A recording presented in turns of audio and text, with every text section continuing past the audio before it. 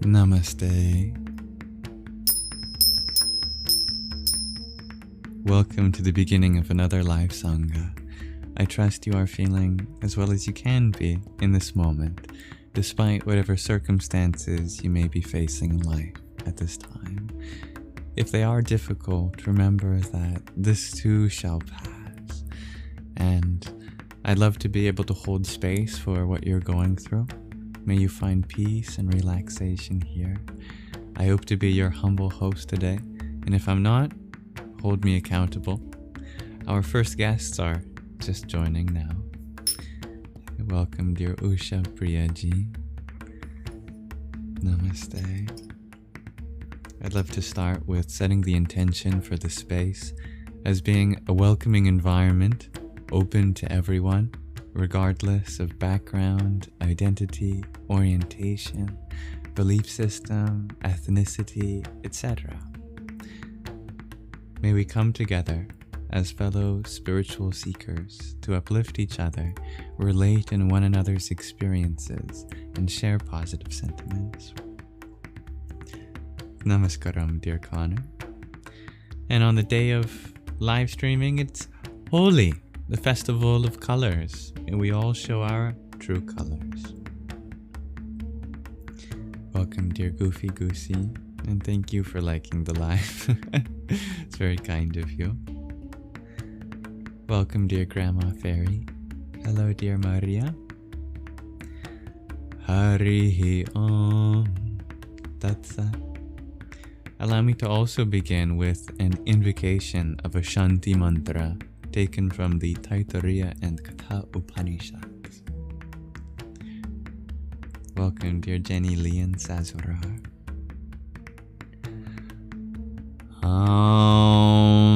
Sahana Vavatu Sahana Bhunaktu Sahaviryam Karva Vahai Tejasvina Vadhitamastu Ma Vidvisha Vahai.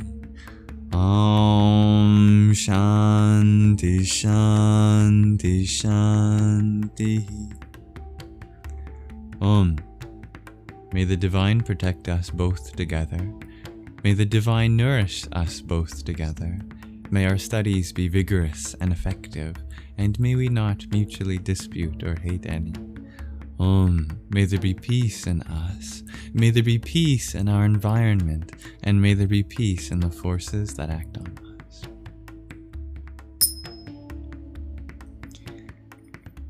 Thank you, dear Sazrar, for blessing our Sangha, starting off today with a heart me. Jaya Sitaram. And dear Grandma Fairy, thank you for your quartet of roses. Hare Krishna. Connor, you are more than welcome to share a poem. My inbox isn't open here, but if you check the link tree in the bio, you can find the show-and-tell submission form. There's a place for you to submit your poem there. We will also be starting with something that was submitted by one of you today. It is a Buddhist rap song by P-Flowmatics. That'll be the start to our Shorravana, the beginning portion of Sangha dedicated to listening. Then we'll start the second chapter of the fourth act of the journey home. Then we'll move on to Manana, the section dedicated to interaction. We'll do some Q&A. I'll have a question of the day.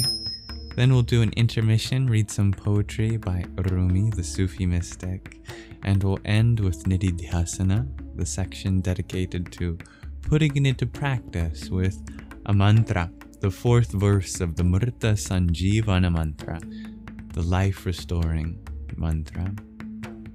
We'll do it 108 times, and then that'll be our Sangha for today.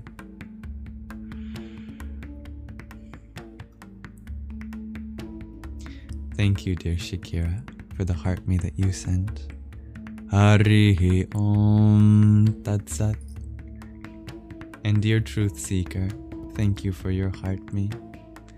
Om Ganganapataye Namah. Thank you, Franklin, for your heart me as well. Radhe Radhe. And Usha Priyaji, thank you for your hanging lights and heart. Om Dum Durgaya Namah. Hello, dear Marcy. Can you remind me what that movie is, dear Apex? Happy Holi. Whatever I am to you, that I am. I've come a long way with my journey on the internet. I've come a long way personally. I used to think that the key to changing the world was trying to convince other people that they're wrong, and a lot of my early videos reflected that position. But as I've deepened in my spiritual practice and I've shed many layers, this is the person I've come to be, deeper down than what was on the surface. The only reason I have some of my older videos up, even though they no longer reflect what's deeper down, is because people have begged me, and no exaggeration, for some of my most popular videos to remain up. If I had it my way, I'd take it down. But I'm here to serve you, so I've kept some of them up. Hello, dear Goli. Hello, Donsuela. But there are many sides of me, and I have not revealed all of them. You may know me as that, dear James. Hello, dear Jessie. Hello, Lizzie. Thank you, James. Dear Approacher, you ask, do I know the parable of the man on the hill? Well, there are many stories of a man on a hill. There's Jack and Jill. There's Dakshinamurti. There's Moses. Which one are you referring to? Hello, dear Rain. That is true, dear Sazrar. I did originally hide all of my previous videos, but due to persistent viewer request, I've put some of them back online. Hello, Greg RG. Hello, Exostyle. Dear Artivore, you share I need to make a video of 8 hours just talking. Well, I've done live streams for that long and longer, and all of them, including those ones, are found on my YouTube channel. Dear Ari, you ask, am I always this calm in real life, or do I sometimes get angry when playing Call of Duty? I haven't played Call of Duty for a long time, but when I did play, I was an angry gamer. Not as angry as some people get. Oh my goodness, some people get vicious, cursing other people out. I never cursed other people out, but I did throw my controller a few times when I was 12 years old or whatever. But anger is not something that has been in my life for a long time. It has come out a few times, and I really hurt people in my anger, either verbally or a few times even physically. And seeing the damage that anger can cause, I guess I had a little personal vow not to express myself in that way. Now, I don't believe in repressing any emotion, because that only bottles it up and the pressure intensifies and then it bursts out at another time later. But I do believe in finding another way to authentically express what's deeper down, because often anger is not what is the true emotion. It's a defense mechanism to hide the true feeling that's deeper down, which might be fear, it might be vulnerability. And if you can express what's deeper down, the fear or even the vulnerability, that can be just as satisfying, if not more.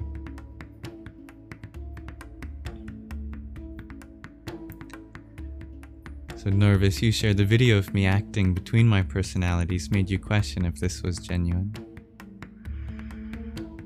I'm sorry to make you question, dear Nervous. I was masking in my old videos. The old Yamsox is my made-up personality. When I would talk like this, did you know that some people are wrong for thinking like this, and actually it's mathematically proven? I've never talked like that to anyone in real life. And the unfortunate side effect of making so many videos in that tone of voice is people thought that that was how I really am, so that now that I'm like this, they think I'm masking, but it's the other way around. Actually, I finally took off my mask, that I'm not this edgy math personality. I never really have been. I'm soft and squishy on the inside.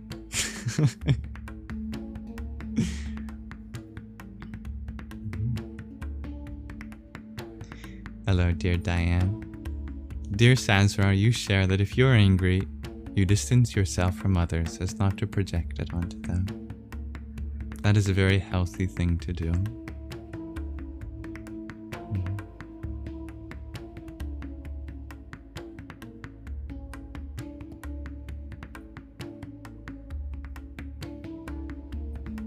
Hello, dear Dallas. But ultimately, I can never prove to you that this is who I really am. Nobody can. At some point, it is a matter of faith. But does it really matter at the end of the day? Because it's not who is speaking the words, it's the words themselves. You know? It's like when people claim to channel the divine through them or aliens. Does it really matter if it's coming from the divine or from aliens? Just listen to the words themselves. They speak for themselves. They stand at their own right. If you hear the truth in the words, then it doesn't matter who is speaking them, because the authority is not in the personality, it's in the individuality. Thank you, dear Samra, for your blooming ribbons and your hanging lights. It's very beautiful. May we all bloom in our light. Harihi Om Tat Sat. Thank you, Mystic. We are always changing, evolving. Indeed, dear Sazra.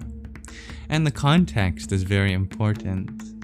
No one would speak the same way if they're surrounded by a bunch of puppies versus professors versus children versus their doctor versus their child versus their parent. So which is the real us? The answer is all of it and none of it, because the true self cannot be spoken for. The true self is the one who listens. And by listening, we absorb an infinitude of experiences that all get expressed in one shape, way, form, or another over time. No, I never studied psychology, dear Dallas, but I did have a girlfriend that did, and I tried to listen to her as best as I can. So I learned a lot from her. But also, I have a psyche of my own. We all do. If you just pay attention to your own mind, that's a free psychology degree. Or a free psychology education, rather. You're not getting any certification for just having a mind, but our mind shares a lot of similarities with every other mind. Thank you, Slim Shady, for the rose you share. Om Namo Bhagavate Rudraya.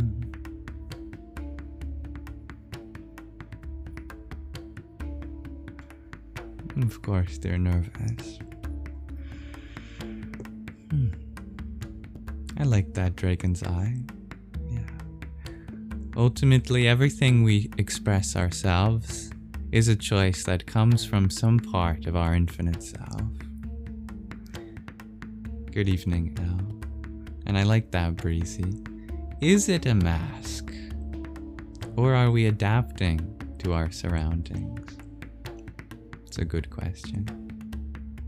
I like the question, well, do you feel drained afterwards?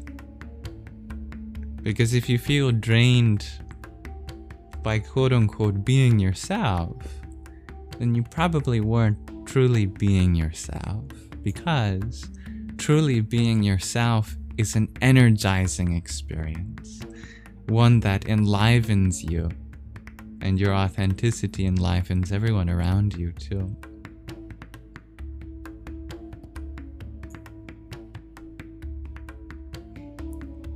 Thank you, dear Pantagor, for the heart me that you sent. Om Saraswatyai Namah. And Mahina, Grandma Fairy, thank you for your pair of roses. And a whole galaxy, my goodness. Radhe, Radhe. Thank you, Danny, for your heart me too. Om Kham Jahnavyai Namah. Dear Diane, you share, unless you're an empath, then you are constantly drained.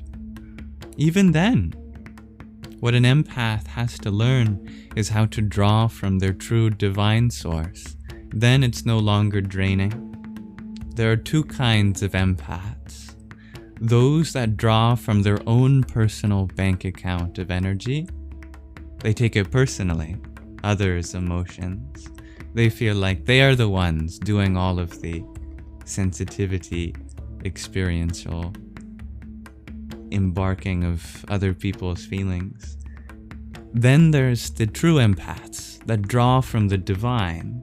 They don't even consider themselves empaths because it's their innate natural tendency as a human being to be sensitive to others' emotions.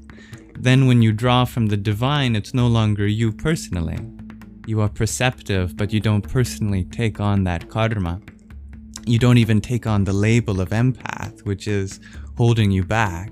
You rise from that label, which is imprisoning you. And into the divine, you can take on others' emotions without personally being affected by it. You hold space for that in your awareness, but you no longer associate any identity with that. And that comes from healing, basically. Healing from your trauma.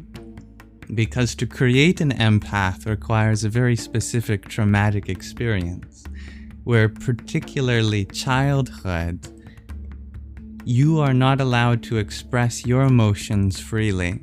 And there's a parent or guardian or older sibling or teacher that projects their feelings onto you. And so from that childhood survival situation, you have to be very sensitive to the emotions of everyone around you. So you grow up deeply empathic, but as a consequence of that gift, because it's truly a spiritual blessing, you also have a wound that needs to be healed. And that wound is associated with that identity of processing other people's emotions so you don't have to process your own. And when you process your own, you hold space for your own emotions. Then other people's emotions are no longer a burden. You can have mastery over that gift without it bringing you down. There's actually no such thing as energy vampires, because your energy is something that only you choose to give. Nobody can take your energy away from you unless you are conditioned to believe that it's something they're entitled to. If they're entitled to it, or you feel that's true, then you might get the sense that people are sucking your energy away. But take power over that truth, that nobody can actually take your energy away. This is not to discredit the struggle you faced with feeling drained, but actually to empower the truth within you, that Nobody can drain the essence of who you are. It is the definition of your soul to be changeless. Nobody can change that. So if one is feeling that they are being drained, look further. You are actually giving them your energy. They are not taking anything. They come with an expectation that you don't have to fulfill. And when you realize that you don't have to fulfill that expectation, then you are established in the truth of the sovereignty of your energy. In other words, to truly be free from energy vampires is to realize that you have been giving your energy unnecessarily this whole time. And when that realization occurs, you can be anywhere. You could be in the room of 1,000 narcissists and still be content and free in your being, because that is your sovereign territory. I say this not to invalidate anyone's struggles, but to empower you. And the core of your being is something that has always remained untouched. And by your free will, you choose to give yourself. So there is no need to separate yourself from any source. Instead, connect with the truth of your own being. Be empathic to yourself.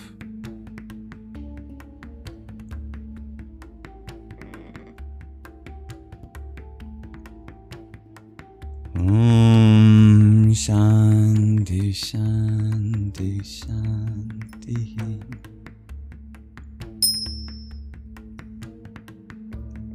Thank you, Pantagor, for your tiny. Yippee.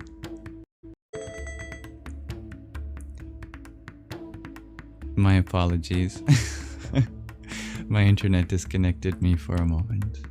But please let me know when I have returned. We're back, okay. Thank you, Talitha, for the heart me that you sent. Om Ganganapataye Namah. Thank you for your patience. Welcome, dear Lauren. You are absolutely right, dear Lizzie. For one of the names of our true self in the ancient language of Sanskrit is Satchitananda. Sat meaning truth, existence. Chit meaning consciousness. And Ananda meaning bliss, peace, joy. Thank you, Phalim. I was very grateful to be able to see the lunar eclipse very early this morning, dear Mubi. We did some rituals. I lit a diya, chanted some mantras. Om Som Somaya Namah.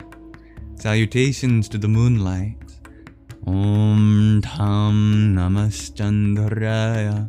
Salutations to the moon. Om Rahave Ketave Namah. Salutations to Rahu and Ketu, which are ancient beings that are responsible for eclipses in Indian mythology. Hello, dear Matt. Thank you, Sylvie, for another tiny.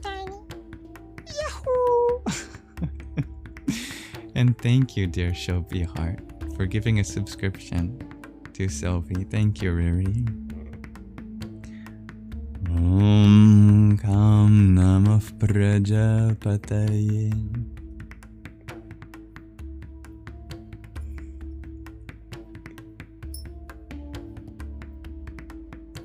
Dear Grandma Farah, you ask, when was Krishna born? When is Krishna Janmastami? The day we celebrate his arrival on earth. That's a good question. I haven't remembered that.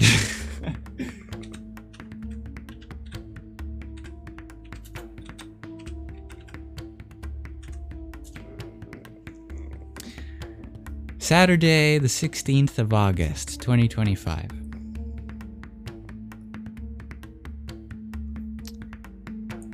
But today is a different holiday, also dedicated to Krishna. Today is Holi. Thank you, Sui, for your rose, your skull apple, your trio of skull apples, my goodness, and the little crown. Om Sum Suryaya Namah. And Bobby Sue, thank you for your heart me. Ram Ram. Yes, we are a lunar chart Sangha tonight. Shuriyahasya Chitrakara. Happy Holi. It's also your birthday today. Sorry if you wanted to keep that private. But dear Boobles is celebrating his solar return on the Festival of Color. I think that's wonderful. As well as Pi Day, the day of the most famous mathematical constant, the ratio of a circle's circumference to its diameter. So on this day, I hope you have a sweet treat, dear Boobles. And may that sweet treat be very colorful. It's also Einstein's birthday. Thank you, Pure Possibilities, for your rose. Harihi Om Tat Sat. Dear Stevie G, you ask, is there a way to celebrate Holi at home if you have nowhere to go? Well, there is a communal part of throwing lots of colors on each other, but at home, this day represents showing your true color. So, at home, be authentically you. Be yourself. Do what Stevie G wants to do tonight. We got a lot to celebrate. Indeed we do, dearest Magdalene. Happy Pi Day, dear Deej.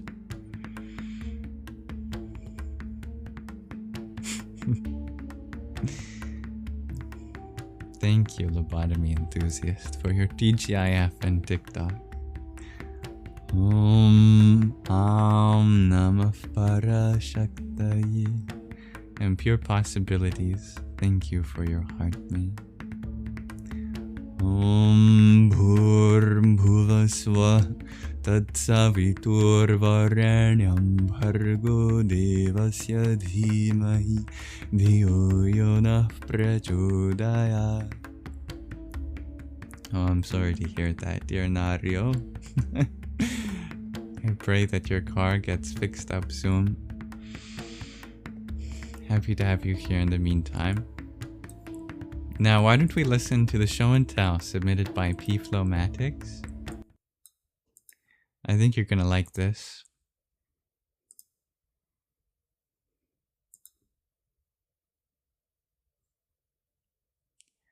Our show and tell today comes from P-Flowmatics, who sent in a Buddhist rap song.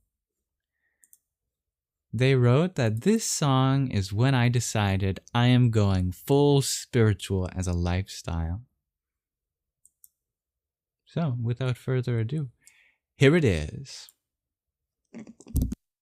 He had a realization. Enlightenment was not something to be attained through effort and striving.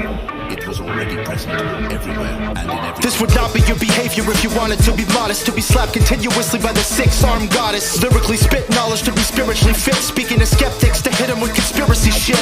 Symphony of the gods and goddesses in the opera, with an array of each color to balance my 7 chakras. Starting from the base of the spine up to the crown, with both feet on the surface and toes stuck to the ground. Open up the eye that is centered between the mental for some pure enlightenment, because your body is your temple. Mindfully pay attention to sounds with the right focus to open yourself up like the growth of a white lotus. Deciphering closed doors that are locked with a combination by practicing concentration through stars of a constellation. It's only fair to say that we're simply living as one, as a species of planet Earth on a sphere facing the sun. So we are all connected in one way or another. The universe is a quest for knowledge amongst each other. Conversations with a friend about space could last ages and hours beyond our clock through all of its past stages.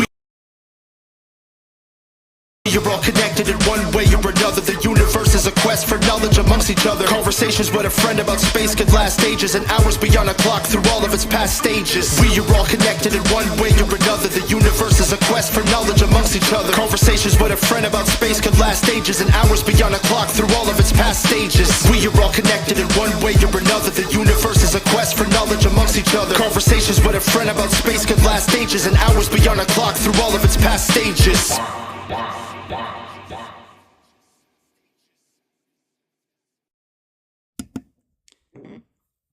Pretty fire. Thank you to P-Flowmatics for sending that in for today's show and tell. I love that. Yeah, many people liked it.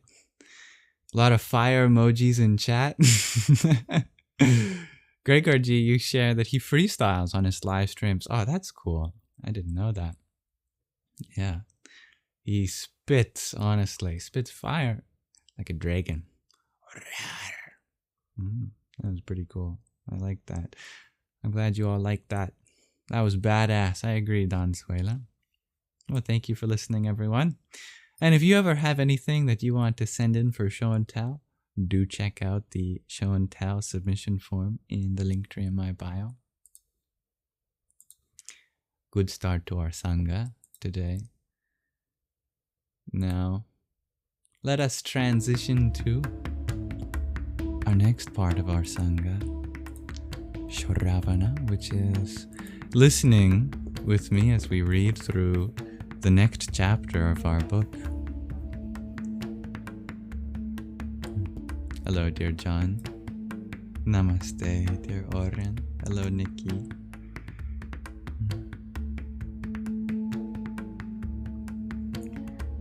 Thank you, dear Oren, for the heart mead, the team bracelet, and the team cheers that you sent. Hare Rama. And dear Ayura, thank you for your heart mead. Om Pram Hanumate Nama. And thank you, Grandma Fairy, for your heart mead too. Om Tam Namastandaraya. You're funny, Stevie. Yes, that's right, Sazra. Well, I'm happy to be here for you, dear Oren.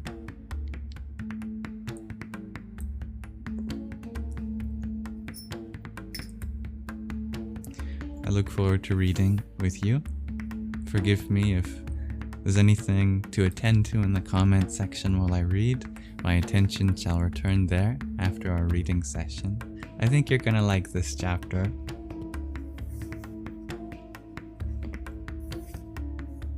Today we begin the second chapter of the fourth act of the journey home. May this reading relax your mind and awaken your heart. Let's dive right into it, shall we? And hello, Beans.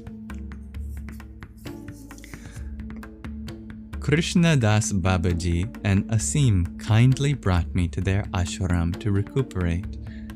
The whole first day, I rested.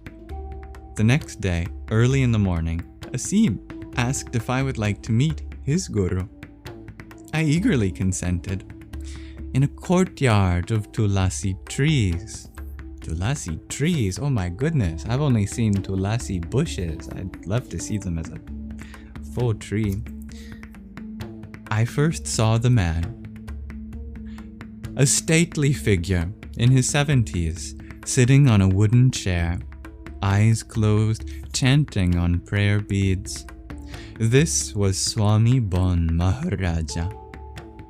Clean shaven and with short white hair, he wore a simple t-shirt and the saffron lower cloth of a sannyasi, a spiritual renunciant. When he heard us approach, he slowly opened his eyes. "Please come," he said, gesturing for us to sit on the ground near him. Smiling, he asked my name. "Ah, yes, Richard. I am happy to welcome you as our guest. It is no accident that you have come to Vrindavan. Do you know what is Vrindavan?" His warm manner was compelling. "I will be most grateful if you explain." He placed his prayer beads on a nearby table, raising his forefinger, and spoke in flawless English. "Beyond our temporary material existence is the spiritual sky, or Brahman. This is the destination sought by those who worship God as the impersonal. Within the spiritual sky, there are spiritual planets where the one Supreme Lord resides in his various forms. Vrindavan is the highest realm of the spiritual world." He began to recite ancient Sanskrit verses to verify his words. The rhythm of his words entranced me. 5,000 years ago, he said, the Supreme Lord Krishna descended into our world and manifested his own abode, Vrindavan. Those with pure bhakti, or loving devotion, can still see Krishna performing his pastimes here. He paused, looked deeply into my eyes, and said again, "It is not by chance that you have come here, Richard. We welcome you back home to Vrindavan and to our ashram." Faithful disciples began to file through the quaint wooden entrance gate offering their love. A middle-aged woman approached Bon Maharaja. A middle-aged woman approached Bon Maharaja and handed him a golden flower. He turned back to me. "You may stay with us as long as you like, Richard. You will be my special guest," he said. He nodded in the direction of the temple where Krishnadas Babaji was pacing back and forth, chanting on beads. "You see Krishnadas Babaji over there?" I nodded. You stand to gain great spiritual benefit if you spend your mornings with him. He is a Paramahansa, a perfected soul who is absorbed in Kirtana, the chanting of God's names day and night." The Swami's eyes filled with tears as he praised the elderly Babaji. His devotion is an inspiration to all of us. Stay with him in the mornings and you will learn the essence of Bhakti Yoga, the yoga of loving devotion. In the afternoons, feel free to roam through the forests of Vrindavan and experience the divine atmosphere. He told me there would be no pressure on me. He said that for residents of the ashram, there were strict rules, but added, "You are my special guest and may come and go as you please. Please be comfortable and happy." Between his fingertips, Bon Maharaja twirled the flower. "Each morning I sit here in this courtyard. You are always welcome to come and talk with me here." I bowed in gratitude. "Thank you." In my sickly condition, I felt his generosity to be a life-saving gesture. Asim, too, smiled at the kindness I was receiving. Education was an important mission for Bon Maharaja, who established a college in Vrindavan. He himself was highly educated and distinguished in character, the pride of an orthodox Brahmin family from East Bengal. Asim explained that when he was only 20 years old, Swami Bon Maharaja met his guru, Bhakti Siddhanta Saraswati. Upon hearing his powerful message and seeing his spotless character, Bon Maharaja offered his life to the path of devotional service. Bhakti Siddhanta Saraswati boldly declared that no one should be categorized on the basis of race, nationality, or caste. That we are all eternal souls, not the temporary body. He taught that people must be respected according to their personal qualities, not their birth. Boldly exposing the modern perversion of the caste system, he faced plots to end his life.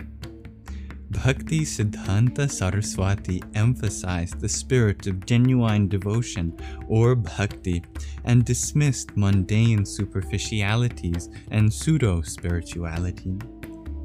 At the young age of 23, Bon Maharaja took the vows of a sannyasi, lifelong celibacy, and began to preach throughout India. He was among the first of Bhakti Siddhanta's disciples to be sent to England and Germany in the 1920s. Each morning as the sun was rising, Asim and I met in the courtyard to speak with Swami Bon Maharaja. Afterward, when Asim left for the college to assist his guru, I hurried to the temple. There, from 8 o'clock until noon, Krishnadas Babaji sat every day alone on the floor, absorbed in singing devotional songs. I sat by his side. His eyes radiated with spiritual emotion, and he often struggled to restrain tears. While chanting, he played a two-headed clay drum called a mridanga. Although his voice was simple, it was saturated with a devotional power that penetrated my heart. Every morning at 4:30, Babaji was given the honor of leading the assembly of monks in prayer. As prayer grew to kirtana, or congregational chanting, everyone danced in joyous abandon. While beating his drum, Babaji, who was small, thin, and old, would dance out from the Krishna temple and into the courtyard as the rest of the devotees trailed behind him. Entering into a small temple of Shiva, he sang loudly as 20 monks leapt high, bells clanging. Then, leading the procession around the Tulasi garden and back into the temple, Babaji performed a grand finale that electrified the normally grave monks, who went wild with bliss. This was how every day began in the ashram. At 70 years old, Krishnadas Babaji was like an inexhaustible volcano, erupting with devotion every time he sang the glories of the Lord. Babaji seemed never to stop chanting. Once, when I had dysentery, I raced out to the latrine in the middle of the night and heard his strong, simple voice chanting the Maha Mantra from inside his room. Did he ever stop chanting God's names? Anytime I awoke in the night, I would quietly wander to the window of his room. In the seclusion of his personal love, he chanted Krishna's name day and night. No one in the ashram could determine when he slept. Except for his outburst of Hare Krishna in the hospital, Babaji never spoke a word to me, and I assumed he spoke no English. One morning I rose late and took my bath at the well. With a rope I lowered the bucket down, filled it with water and hauled it up. Crouching down on a rock near the well, I scooped the water from the bucket with a brass vessel and poured it over my body. Suddenly, I heard a voice. "Where were you this morning?" I looked around to trace its source, but there was no one around except Krishnadas Babaji. I continued my bath. Again the words boomed out. "Where were you this morning?" I searched for the source, but again saw only Babaji. I looked at him quizzically. Maybe he knew who was speaking. Looking straight into my eyes, he said, in English, "Why do you not answer my question?" "Babaji," I blurted out, "I didn't know you spoke English." "That does not answer my question."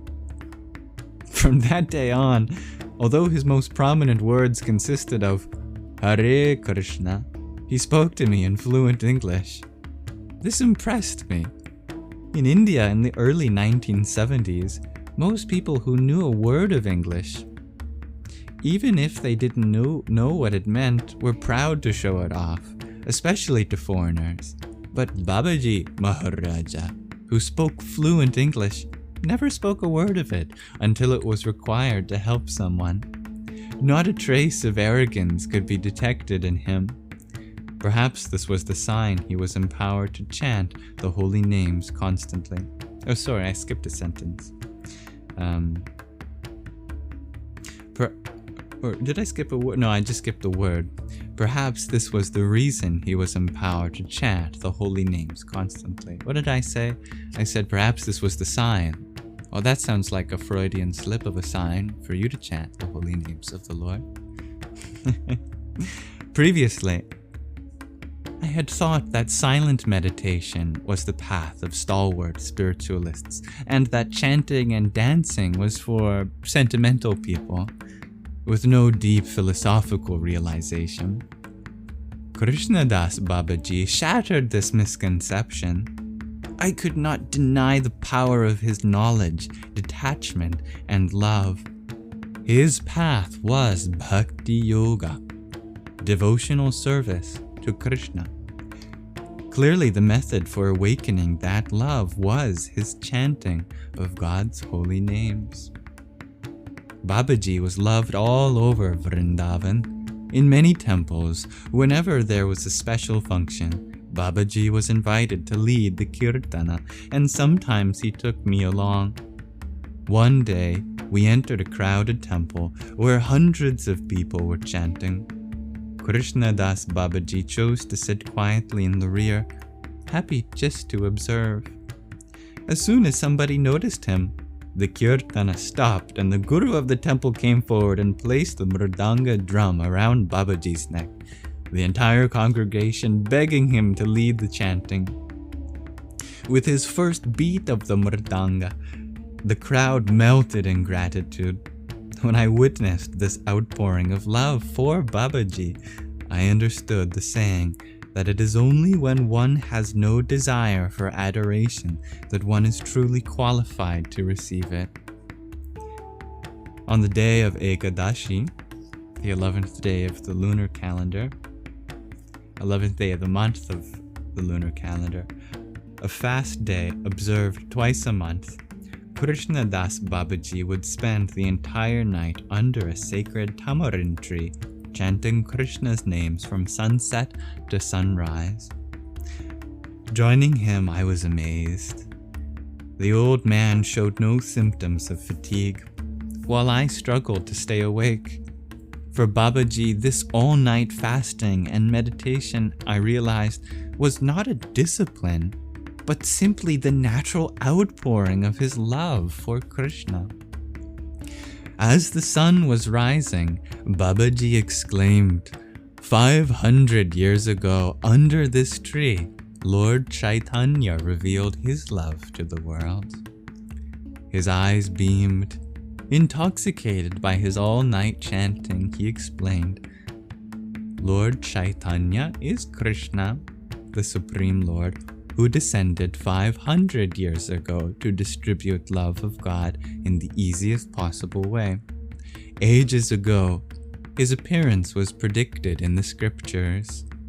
Although God himself, he assumed the role of a devotee just to teach us by his own example.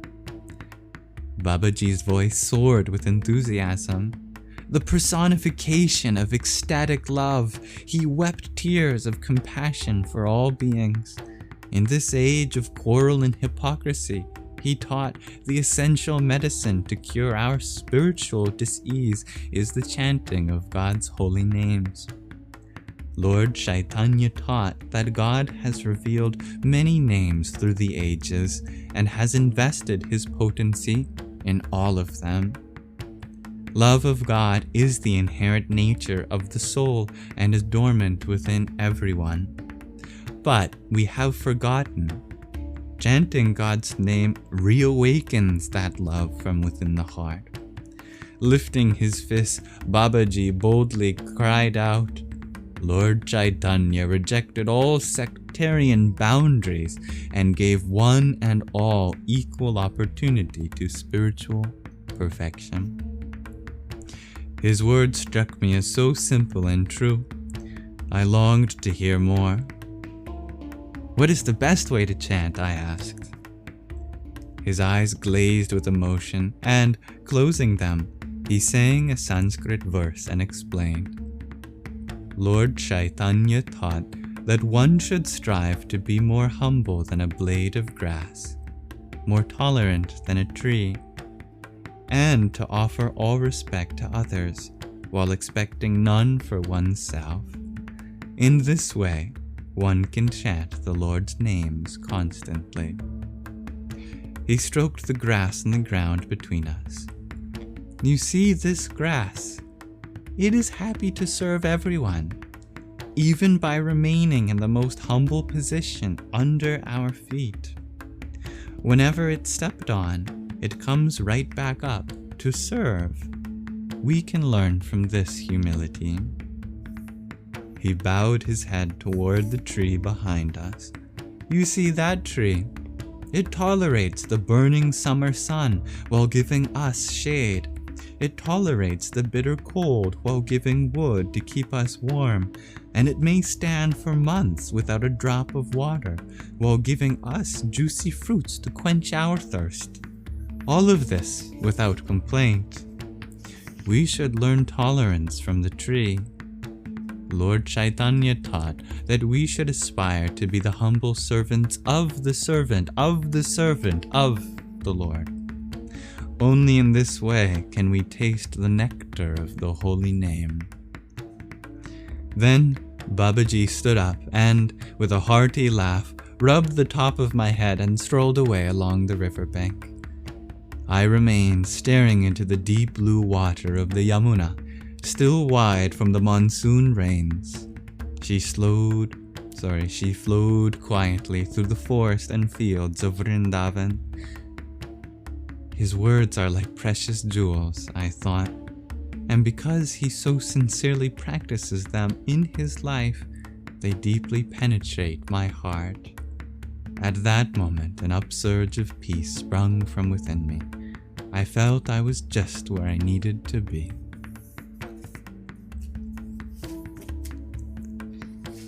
Om Namo Bhagavate Vasudevaya. Thank you for listening with me as we read the second chapter of the fourth act of the journey home. If it sparked any questions, curiosities, inquiries, insights, I'd be happy to explore them with you. Please feel free to share, and I look forward to reading the next section of this book with you. But that concludes our Shorravana section dedicated to listening. We'll transition now to Manana, dedicated to Q&A. We can turn our attention to whatever is in our hearts and minds. And I return with my gaze back to the comment section, and I welcome all those who joined while we were reading. Namaste. And thank you, dear Tatwamasi, for the quintet of roses you sent whilst we read. Om Namah Shivaya. Dear Moist Cake, thank you for your heart mate. Om Namo Bhagavate Dakshinamurtaye Mahyam Medham Prajñam Prayacha Swaha. Good question, dear Stevie G. Was that the Babaji that is rumored to still be alive or something like that? No, you're thinking of the great Mahavatar Babaji, who is from the lineage of Kriya Yogis. Or actually, he's the source of the lineage of Kriya Yoga. Babaji is not actually a name but a title given to a spiritual seeker who kind of acts like the Holy Father. You know, many cultures have Baba as a name for a paternal figure. When a spiritual renunciant, a sadhu, typically one that is a sannyasi or renunciate, one that's wandering aimlessly, but it doesn't have to be any of these qualifications. If they give the impression of, you know, a fatherly spiritual being, you may call them Baba. And Ji, of course, is another honorific that you can add to any name. Babaji. Babaji. So a different Babaji. But good ear. Indeed, the same title. Thank you, Moist Cake. Thank you, Sparks Live, for the heart me you sent whilst we read. Om Som Surya Nama. And I love me. Thank you for your 31 roses. Om Kham Jahnavya Nama. Tax, you share. This music makes you want to hunt an epic tiger in the battle of the mighty. Oh, I would do no hunting of tigers. They are friends. This music makes me want to be the little spoon of a tiger. Psst, psst, psst, psst, psst. Come here, kitty, kitty, kitty. What's the mantra for today? Asked Krishna. How about one of the wish-fulfilling mantras? Om Hrim Om. Om Hrim Om. The Chintamani mantra.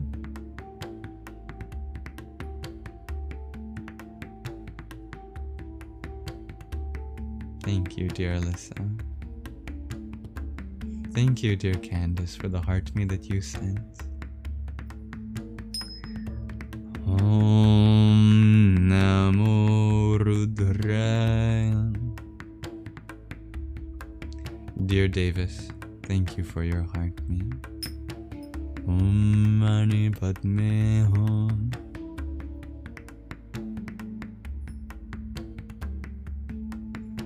Dear Big Thug, you ask, can I explain Kundalini and its levels? Kundalini means the energy, the lini, from the pot, the kunda. One of the names for pot in Sanskrit is kunda. And then a way to turn that into a feminine energy is you add lini, kundalini. Means the feminine energy, which is kind of a redundancy because all energy is feminine. Kundalini is our dormant feminine potential, and it exists within everyone. Male, woman, anyone between and beyond. It is symbolized at the base of our spine, which represents our unconscious. That which we are unconscious to is our dormant feminine traits. This doesn't mean being girly pop. This doesn't mean having a little bow in your hair. Well, no, we're talking about even higher forms of the feminine. The forms of the feminine that society has forgotten. We're talking about power. Power is truly feminine. One of the names for the feminine in Sanskrit is Shakti, which translates to power. Kundalini Shakti is the full name of Kundalini. The feminine includes all forms of expression, the parts of yourself that you don't show to others.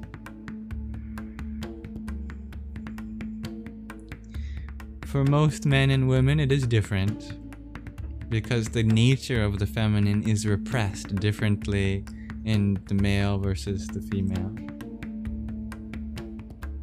For a male, it's about balancing their masculinity. it's been a talking point for the past few years. Toxic masculinity is not the nature of masculinity. It's the absence of femininity. It needs to be balanced. Within every human being, there needs to be an equal amount of the masculine and feminine. And if that's hard to understand, we have to detach our idea of gender from the body. Because you can still fully be a man, but half masculine, half feminine. And you can still fully be a woman, but half masculine, half feminine. You don't have to become more of a woman to be more feminine as a man. Nor do you have to be more of a man to be more masculine of a woman. Being a man and being a woman has nothing to do with being masculine or being feminine. All of our bodies come from the mother, the divine mother, and all of our consciousnesses come from the father, the divine father. So our body is not the source of our masculinity or our femininity in particular. It doesn't define what we are. We get to define that, but if we accept societal norms, then we ultimately repress parts of ourselves. Exactly, dear Lizzie. The patriarchy wants men to suppress their feminine side, which is a disservice to men because that is half of their being. But it goes both ways. So much of the feminine has been repressed too in women. The idea of a woman being a docile, submissive, little cutie pie is only a fraction of the expression of the divine feminine in full. I mean, look at Mother Nature. Yes, a flower may be small and delicate, but Mother Nature also has mountains and waterfalls and oceans and beasts and storms. That's all also part of the Divine Mother, Mother Nature. So the Divine Mother is repressed in a lot of women too as fiercity, as divine anger. So for the Kundalini to rise means to not limit yourself from any particular form of expression. Expression means feminine.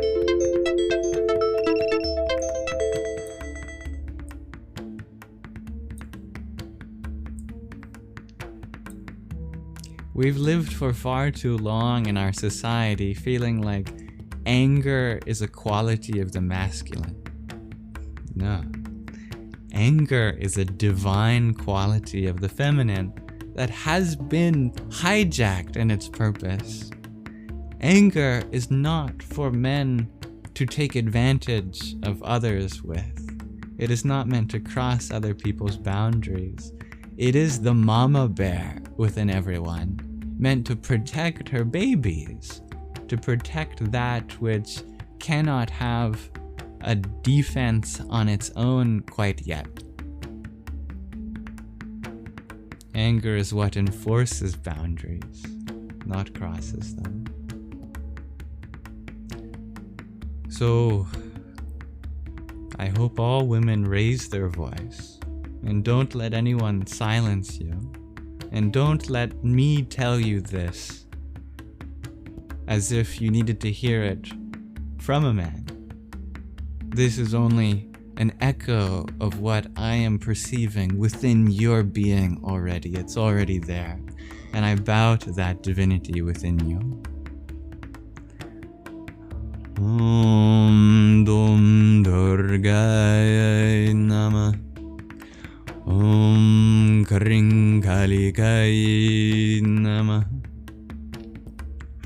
Om Kamalyar Mahakalikaya Namah. Om Kali Mahakali Kalike Parameshwari Sarvanandakari Devi Narayani Namostute.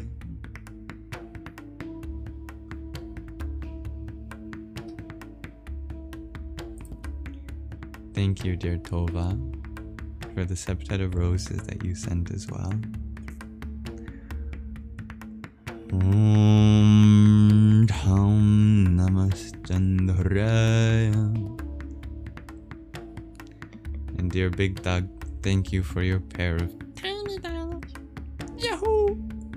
As well as your 38 roses, 21 finger hearts, a quintet of woodland wonders, that's very cute, and 17 roses.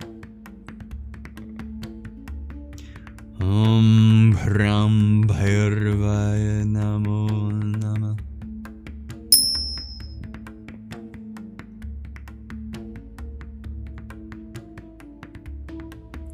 Morgan Prabhu, you had asked, is the Hare in Hare Krishna said to be feminine? That is a valid deconstruction of the Sanskrit. It can be both, because there's something called grammatical forms of different words in many languages. English doesn't have this. We tend to use prepositions to change the meaning of a word. We just add words rather than changing the form of the word itself. For example, when we want to call out to something in English, which in grammar is called the vocative form, we just put the word "o" before it. We say, "Oh, oh mother, oh father, oh child, oh Lord." But in Sanskrit, like all other grammatical forms, there's a way of changing how the word sounds to make it a vocative form, so you don't have to add another word. The vocative form of both Hari and Hara is the same, Hare. So the mantra is Hare Krishna. So is it the vocative form of Hari or Hara? Answer is, it's both. It has both the masculine and the feminine in it. And it works either way, because Hari is another name for Krishna and Rama, the two other names in that mantra. But also Hara is the feminine counterpart of Krishna and Rama, so it works both ways. I think it's best to think about the feminine aspect to balance out the masculine aspect of the Krishna and the Rama. That way, there's a 50-50 representation of divine masculine and divine feminine.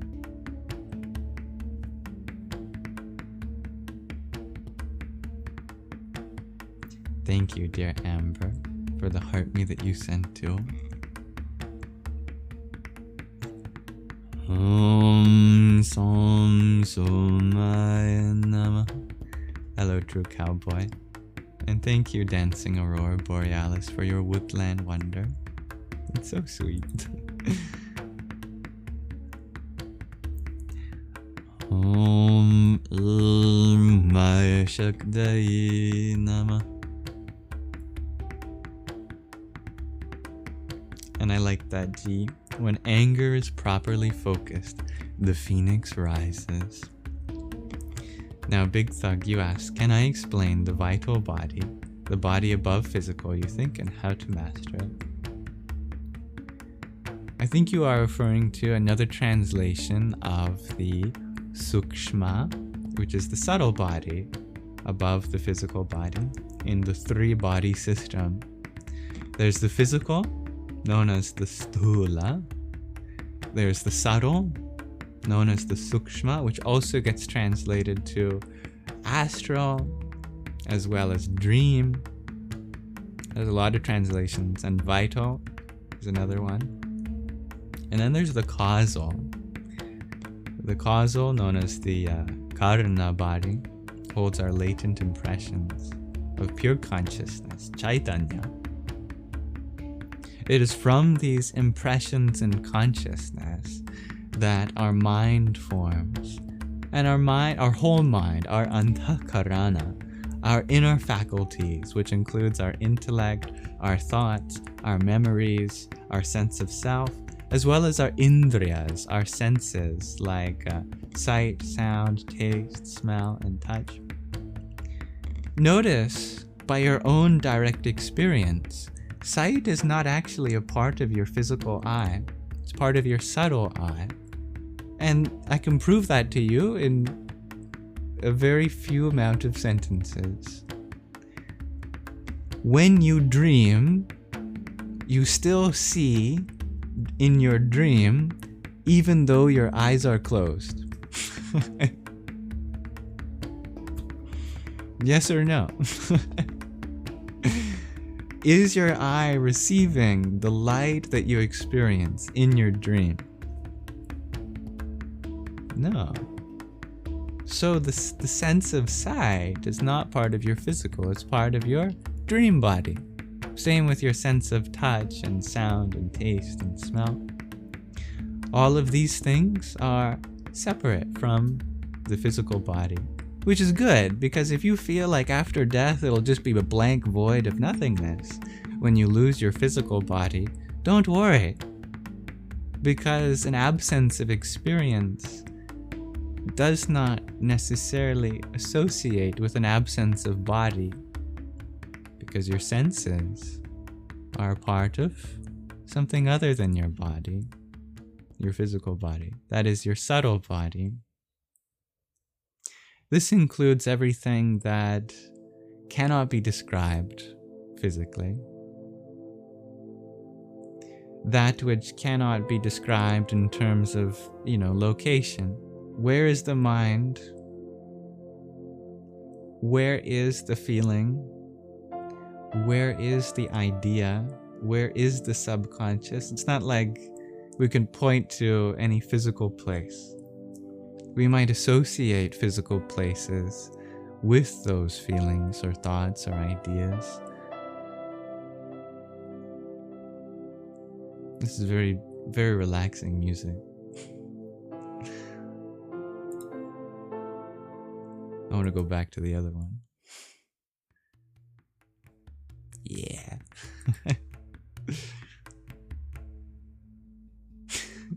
It's a vibe shift. We're shifting back. Reverse. Okay.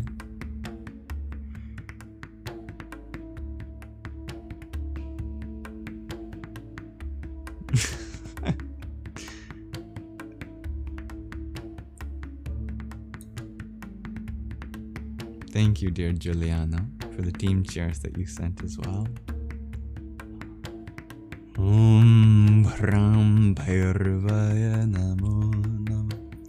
It's Tomb Raider vibes. That's right, Jacqueline.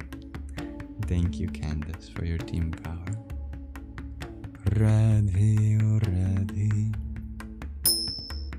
Why is astral projection so hard? Asks Big Doug. Probably because you hear the word astral and you're thinking up out there. Because it sounds like astro in astronomy, astrology, astrophysics, astrophotography. But it's not astro projection, it's astral projection. What's the difference between astro and astral? Astro is the outer cosmology. Astral is the inner cosmology. What's our inner cosmology? What is the universe that exists within us?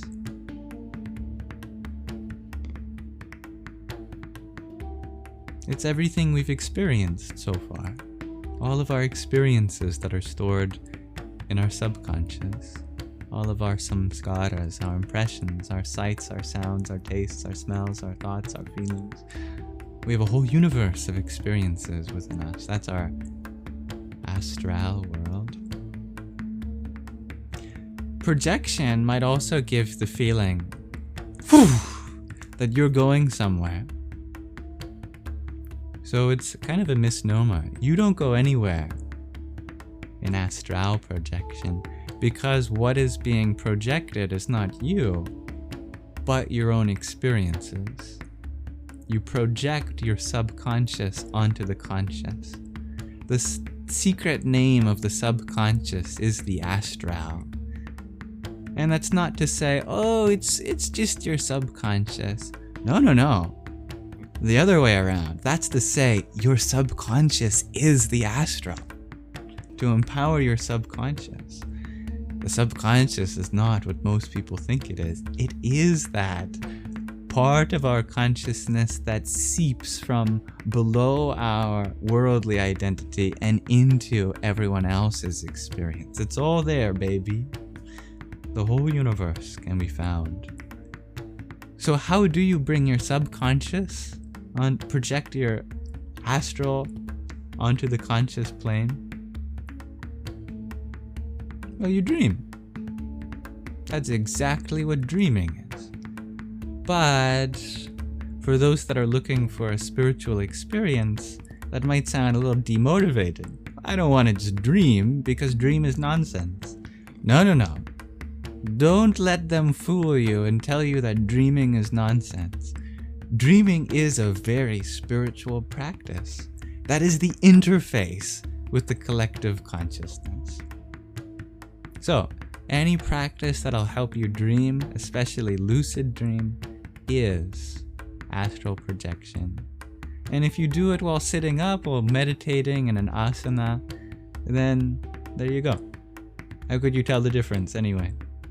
It's just when you're horizontal, they call it dreaming, but if you do it while in a meditative position, they call it astral projection. Same thing.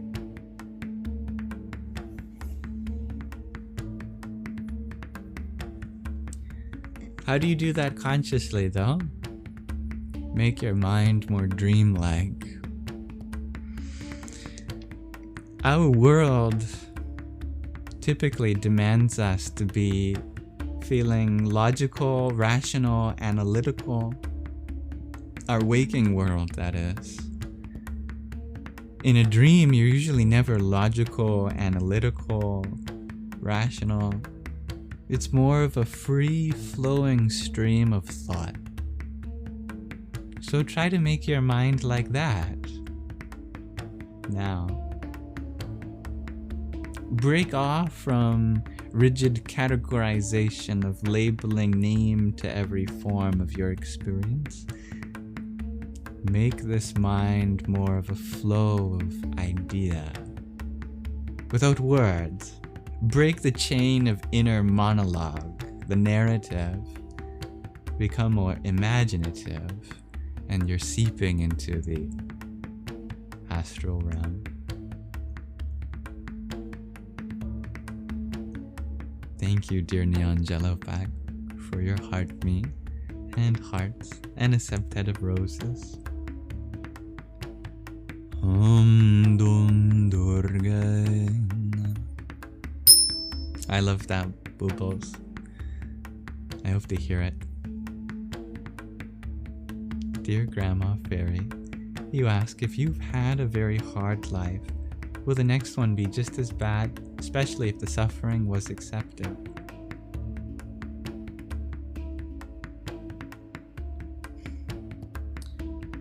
If you have accepted the suffering, then the lessons you've learned in this life, you are free from that karma, indeed. But there is an understanding to solidify here as well, which is that there is no such thing as a bad life, truly. You can have very hard lives, indeed, but no life is a bad one. There are people that die very young, people that suffer their whole lives, but it actually would be a mistake on our part to say that they have lived a bad life. And that's because we underestimate the value of challenging circumstances.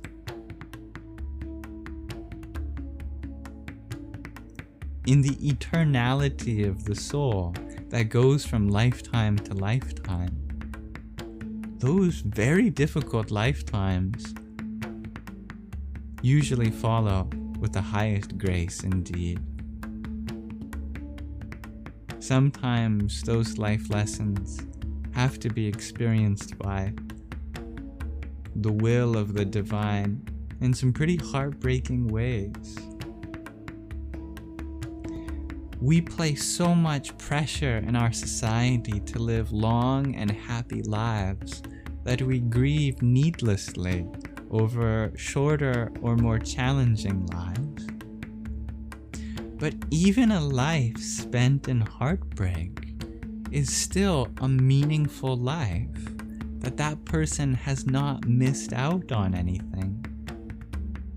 You do not need to grieve over someone experiencing less joy than another.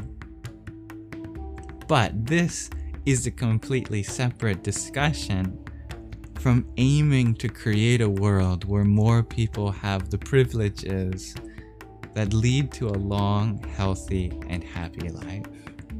These two ideas are not mutually exclusive. As paradoxical as it might sound, we can value short, heartbreaking lives and still see it as our duty to create a world where more people live with health and happiness for longer periods of time. This is all to say that everything is meant to be. What has happened so far in everyone's lifetimes is no accident. The bliss of one's soul is ever accessible regardless of what birth you may be given.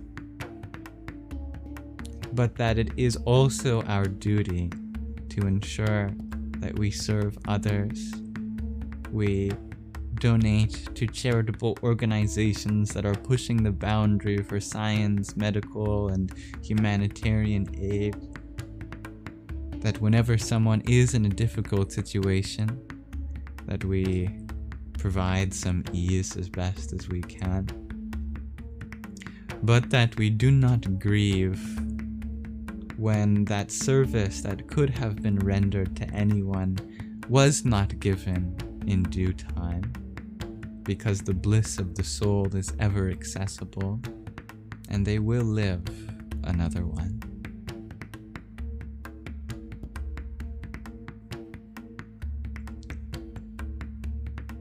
Yam is the main mantra for the heart chakra, the Anahatanada. Indeed. It also has 12 sub-mantras. Gam kham, gam kham, yam, cham cham, jam cham, yam, and tam tam.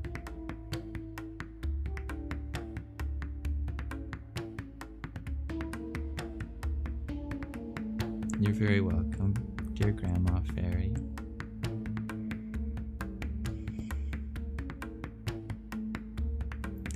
Dear Lizzie, you ask, do I have dreams where I'm like, wait a minute, that's not possible in reality in my dream? I think it would be harder to answer, do I ever have dreams where I go, wait a second, this is a typically normal dream that would happen in reality. No, most of my dreams are, I think, beyond description. I truly don't know how to describe the nature of a lot of my dreams. They're pretty abstract sometimes.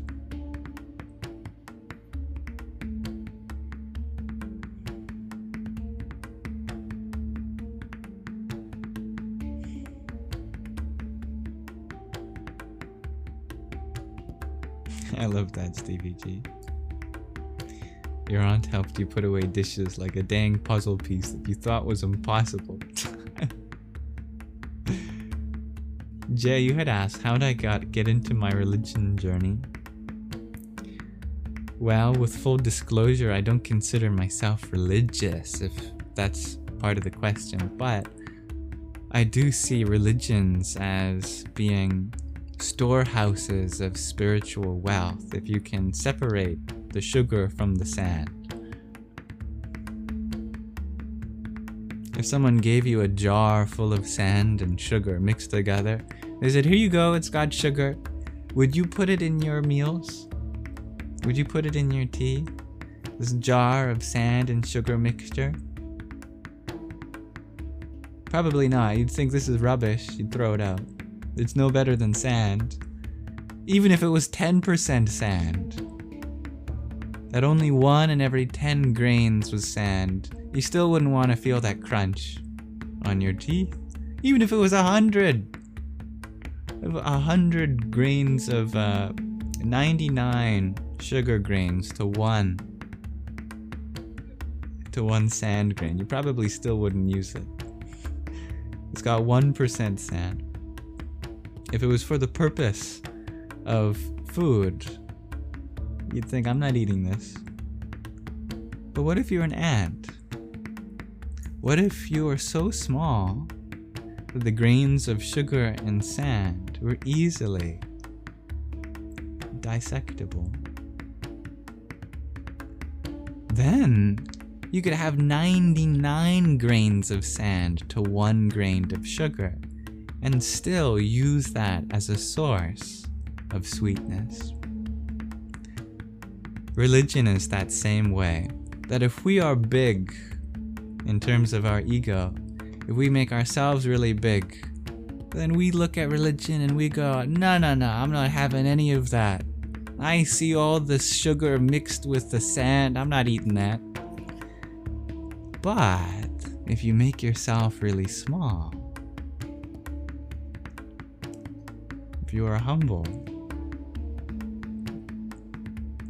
then religion becomes all you can eat buffet.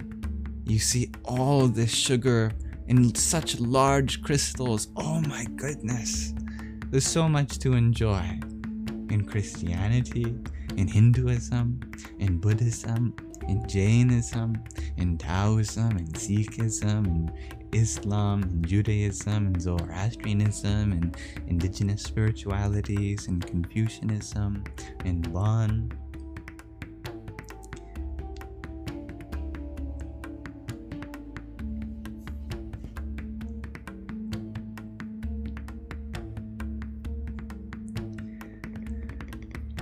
What helped me was to realize paganism too, dear Lotus, indeed. Yeah. They're all valid. No exceptions. If I didn't name one, it just didn't come to mind at that moment, not because I hold any reservations. Thank you. What helped me was realizing that I actually didn't ever have any problem with religion. I thought I did. I thought I hated religion. I hated all the world's religion. I thought about that quote, that religion is the opiate of the masses, and that people were just under false impressions, and that it led to no good. You look at all of the crusades, you look at all the repression, you look at all of the tax evasion and how states are influenced by it. You think this is, I don't want nothing to do with religion. I was looking at all the sand, and then I realized something. That if you pick up any spiritual scripture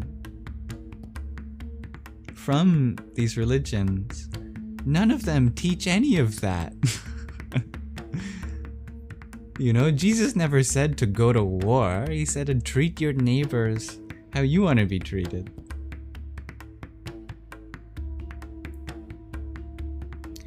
The Prophet of Islam never said to hate on other people's religions. He said to realize that it's all Allah.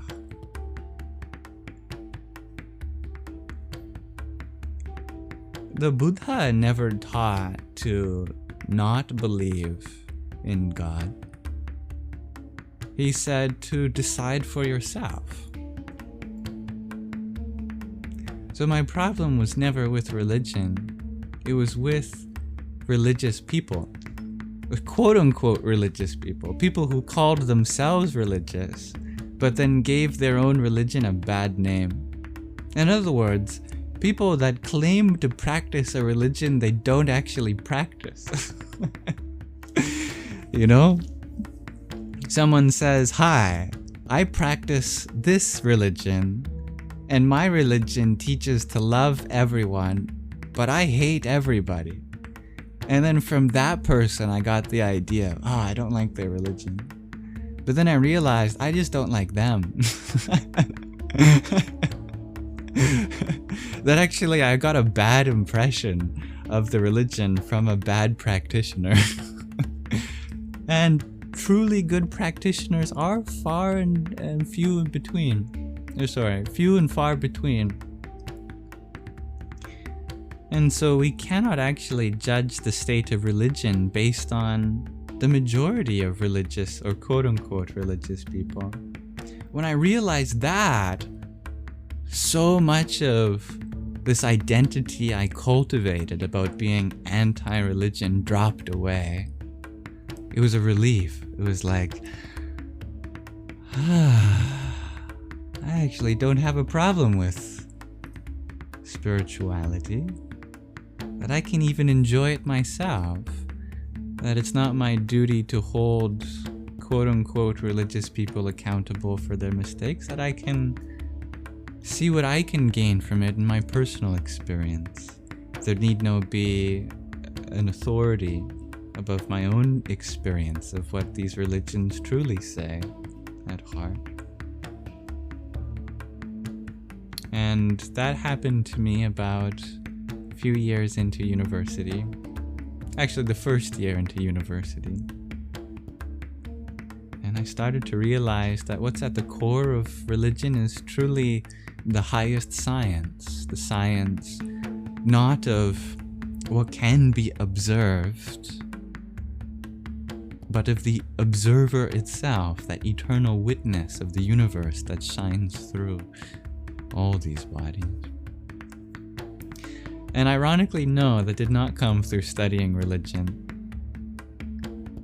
I think, paradoxically, probably very few religious professors even hold the same view that I have. That revelation happened to me through mathematics. It was mathematics that led me to that. Yeah, and that's one of the most horrible things, dear Lotus. That people can take advantage of others and God will forgive them. Yes, God is forgiving.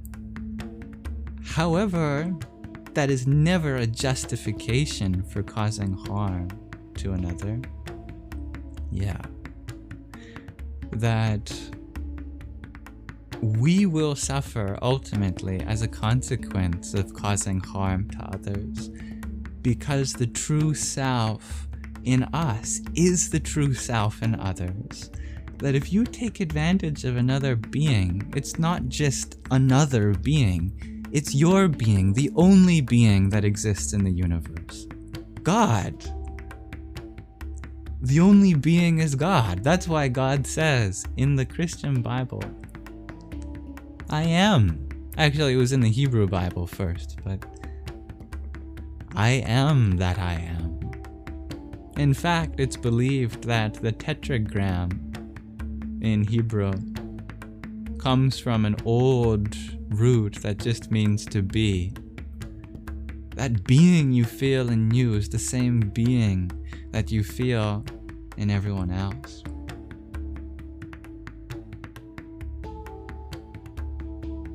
Thank you, Professor, for the Let Butterfly dances. Om Namo Bhagavate Vasudevaya. And thank you, Sirius, for your heartmeat, your septet of team bracelets, your quartet of skull apples, your friendship necklace, your woodland wonder, and your hand hearts. Ram Ram.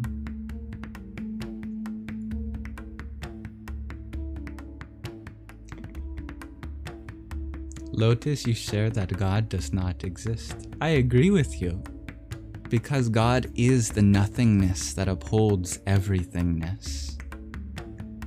It's like the question, is water wet? Water is the source of wetness. So can the quality of wetness apply to its benefactor? If you ask the question, does God exist? It's the exact same question as asking, is water wet? It's a good question. And ultimately it's a question of our language and not actually a question of water or wetness. Because regardless of what we say water is or isn't, its nature is the same. So too, this word God has come to mean many things. But at its core, it simply means the source of existence. So, asking, does God exist, is the same as asking, is the source of existence a part of existence? And that's a question of how we use our language. It's like, is Pluto a planet? Well, it doesn't depend on Pluto.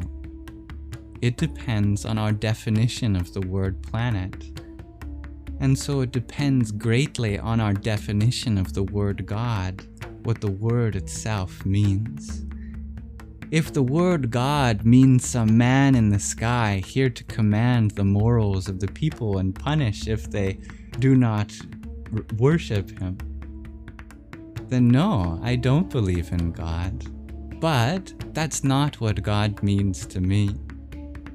God means to me the source of existence, the same as the word singularity that the physicists use.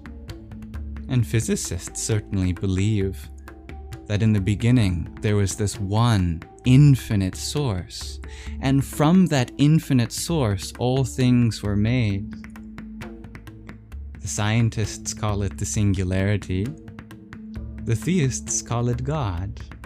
But whatever you call it, we all came from it, and we are all it. Don't let others try to tell you that God is something separate from you. You are God. Your consciousness, your being. Your body and mind are also parts of that source. However, not in its entirety, but consciousness, the being that is the divine in its entirety.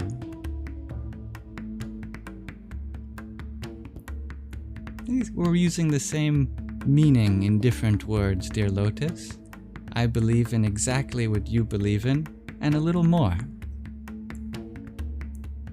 You believe in source and divine? That's exactly what I believe in too. I just also use the word God in reference to what you're referring to as source and divine too. But I understand that that word has been associated with a lot of things that aren't associated with source and divine, and your choice to dissociate that word from its meaning is a good choice that I encourage you to keep doing, because it's good to have source and divinity as words without the baggage that the term God has, for example. However, should we give up using such a beautiful word based on people that misused the word? I think no. God is a beautiful word that originally meant source and divine. So let's take back power to that word and not use it in the sense that others do to limit others or to oppress or to take advantage. Let's use as much vocabulary as we can and not throw any word into the dustbin because it's been quote-unquote desecrated by the people that have come before us. Let's re-empower these words to their original meaning. And that's not true, dear Lotus. Christianity is a religion of love. If you listen to the words of Jesus, he teaches to love. In fact, he never said anything negative about any pagan. Paganism is a valid path just as Christianity is.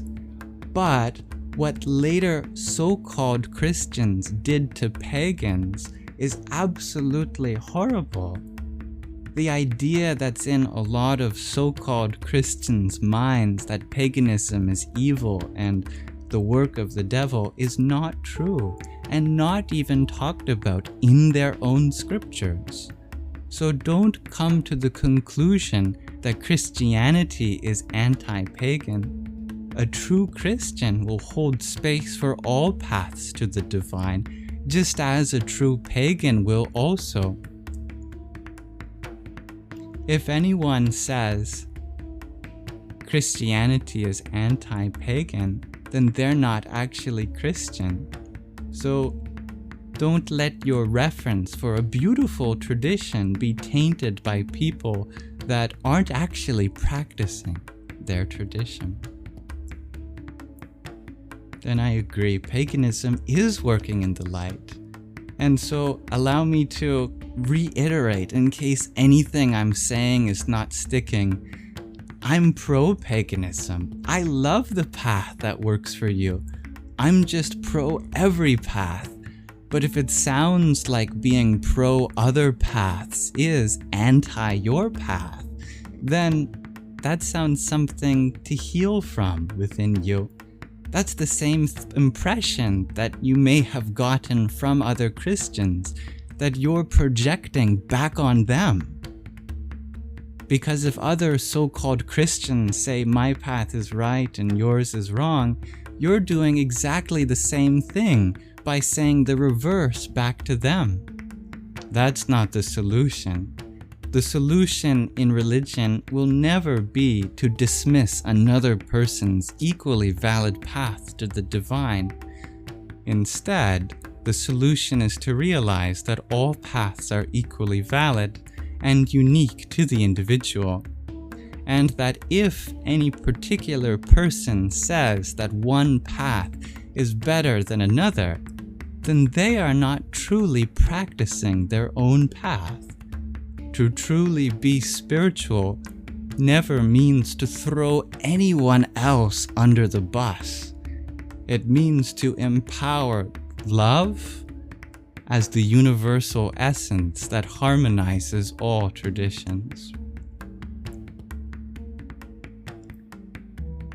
But I understand where many people are coming from, because there have been many people that claim to be religious or claim to be any particular religion, but yet, under the guise of that label, inflict harm on another, that now we no longer want to even associate with that label. And that's probably a trauma. Unfortunately, many people have experienced religious trauma like that, and so they've had an aversion towards these things.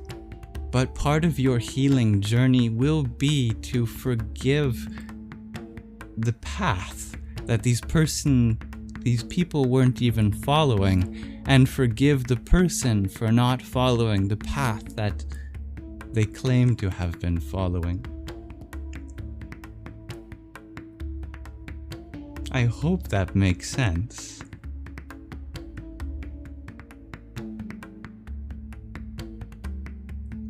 I'm sorry to hear that someone in your life thinks that your path is an evil one, dear Brett. All paths are valid. And there's really one qualification that proves if someone is on a path that's right for them. Are you becoming more peaceful? Are you becoming more loving? Are you becoming more inclusive, more patient? Because that's a sign of a true spiritual seeker.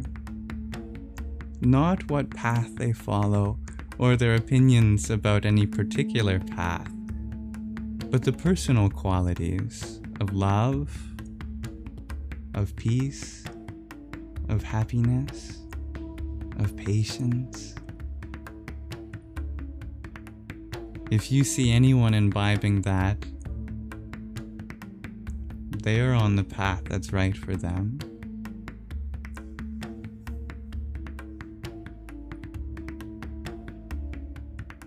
Mr. No One, you share that almost all wars and conflict are about some sort of religious doctrine. I see how it would seem like that. If you study history, you see all the crusades, you see how many so-called religious wars are about converting people or trying to capture the Holy Land. But let me be clear. Wars are not religious. Fighting someone is not in the spirit of religion. Trying to convert someone is not holy. And all lands are allowed to be owned by everyone who has ties to them equally, not anyone in particular, or any group of people. Don't let the label trick you into thinking that holy wars were for religion. It was for their own egos, but in the name of religion. And it was their mistake to claim that it was in the name of religion, not the mistake of religion. Do you see what I'm getting at here? If I say that I want to convert you, to fight you, to steal your riches, claim your land in the name of my God, what does God have to do with that? God didn't agree to that. It was only from some insecurity, some trauma that wasn't healed from, some pain, some torment within them, that they chose to inflict harm on another person. If anyone chooses to inflict harm on another being, that is their fault. That is their personal responsibility. It is a disgrace for them to say that is somehow justified in any religious context. My point is that many people say that wars were fought on the basis of religion, but we shouldn't be gaining our impression of religion from people who fight wars, because people who fight wars are not truly religious. True religion is never about power, is never about conflict. It is about taming any inner conflict. It's about serving those who are part of the life that you are. Bringing love from divine source within to divine source without.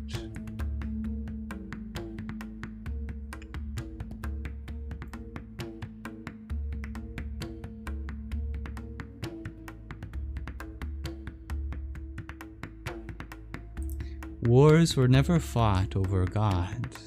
Wars were only ever fought over the ego. And it is from the ego of limited men, in the name of God, that they transpired.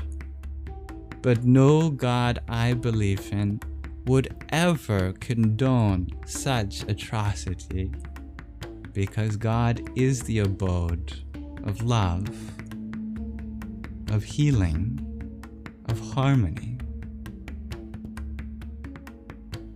The very consciousness that we share, the awareness, that which we bring to anything, it creates life.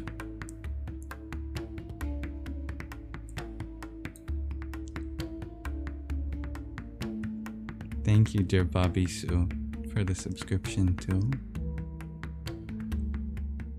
Om Shri Ganeshaya Nama. And dear Sirius, thank you for your pair of paper cranes, your septet of roses, your subscription, your TikTok finger heart and octet of team bracelets. Om Brahm Bhairavaya Namo Namah. dear Lotus, you ask, is there anything I actually dislike or disagree with? I believe that there's truth to be found in all perspectives. And if I can't see truth in any perspective of yours, then that's my limitation. And if there's anything that I dislike, it's probably because it's a part of myself that I'm rejecting. You share that if there was a God, then he wouldn't make children suffer or anyone suffer abuse, etc.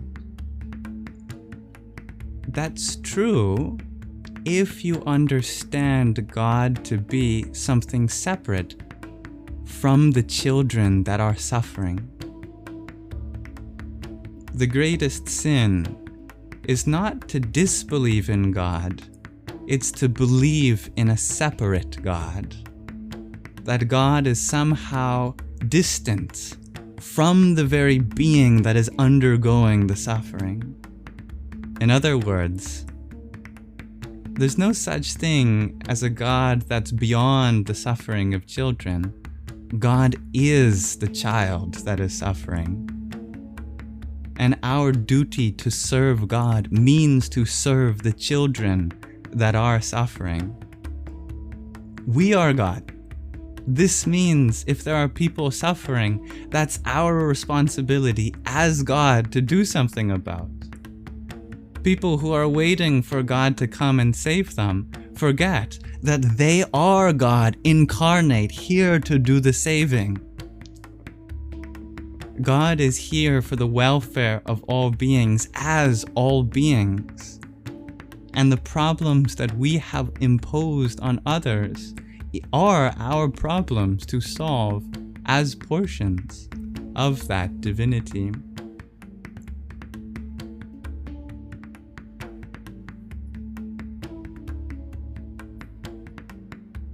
But there's something else to remember, that you are not this body and this mind.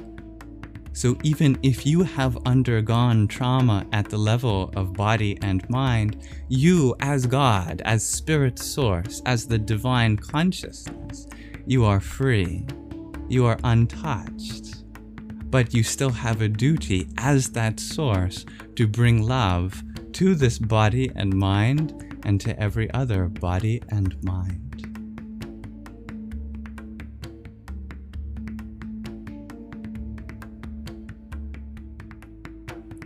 Truly, a young child does not know that they are God, not at the level of mind and body, but that's because they are not mind and body. They are the consciousness, and the consciousness is the divine. At that level, they know. There is always a deep knowingness.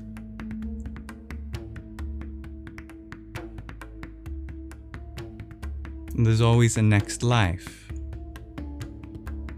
What you experience in this life does not define your eternity. This consciousness experiences many forms, and none of those forms are permanent. The suffering is never permanent. You can rise above that, albeit sometimes in the next life. But does this ever justify someone suffering? No. Someone suffering with this knowledge is not justification. We should be striving to help others, especially those who are vulnerable, those who are maybe children under the influence of disease or abuse. Let us make a world where more people have the privilege to grow up untraumatized. But is that contrary to a belief in God? No. In fact, they go hand in hand, because true service, the spirit of selfless service, is the divine working through you. To believe in God simply means to believe that there's something precious within everyone that deserves to come out. That is the light that's within the child that is being hidden by the darkness. of abuse, disease, and other suffering. It's funny, because we're saying the exact same thing, just in different ways. And I can acknowledge that. I see the truth in all your words. But can you see the truth in mine?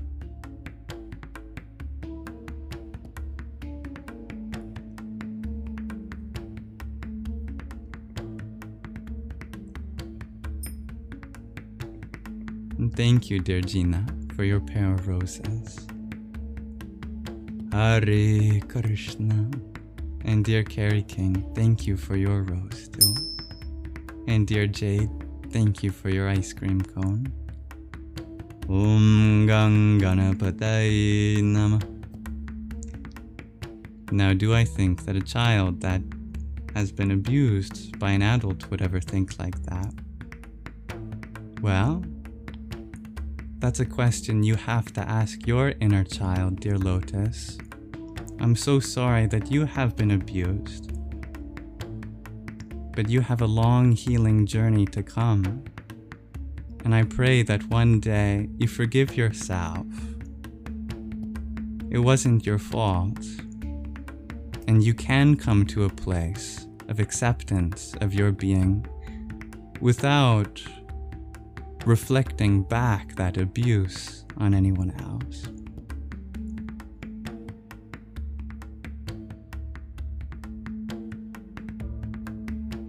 You share you didn't say you were abused, but you did in every single word you've typed and every comment.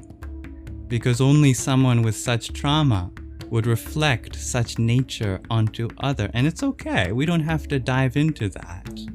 That's your personal journey. However, it's your choice to still identify with that. But you are a survivor. Your essential nature remains untouched, and I'm not trying to disempower you and the struggle you faced. I am trying to empower you. But to get to that place of healing, one has to let go. One has to realize that it wasn't the fault of a so-called God or a so-called religion. It was in the fault of the abuser. They may have done something in the name of God, but it truly wasn't an expression of the divine. Because someone who truly was connected to the divine would never do that to someone else. And so by shutting out the divine, you shut out the part that is going to ultimately heal the parts of us that are traumatized.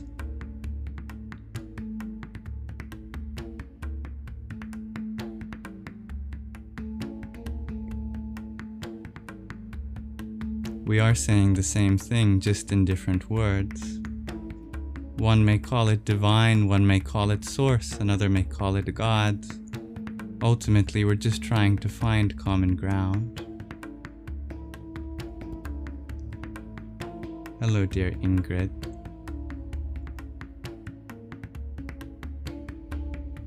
And thank you, Jade, for your ice cream cone, and Morgan Prabhu for Dove's Embrace. Om Shanti Shanti Shanti.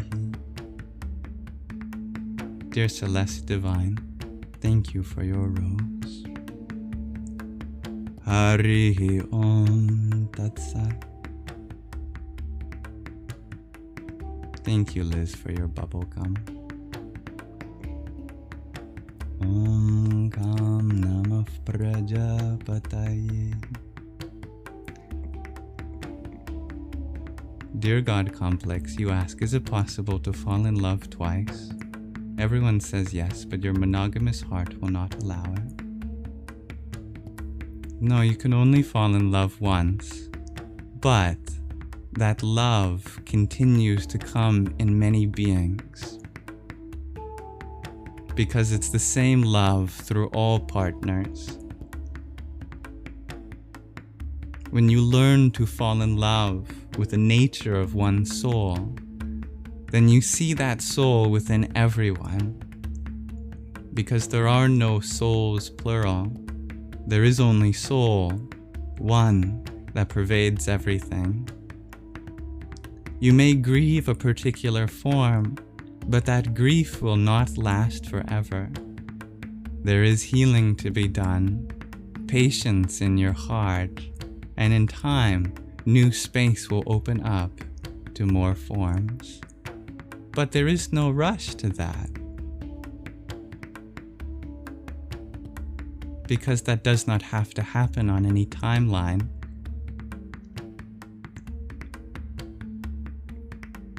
I'm sorry that you use such words against me, dear Lotus. I see the truth in everything you share. I agree that a lot of abuse has happened to people who weren't able to protect themselves, and in the name of God or religion. And I agree that that kind of God or religion we should be separate from. And there is a lot of fear and cruelty that comes from people who do hold on to such things.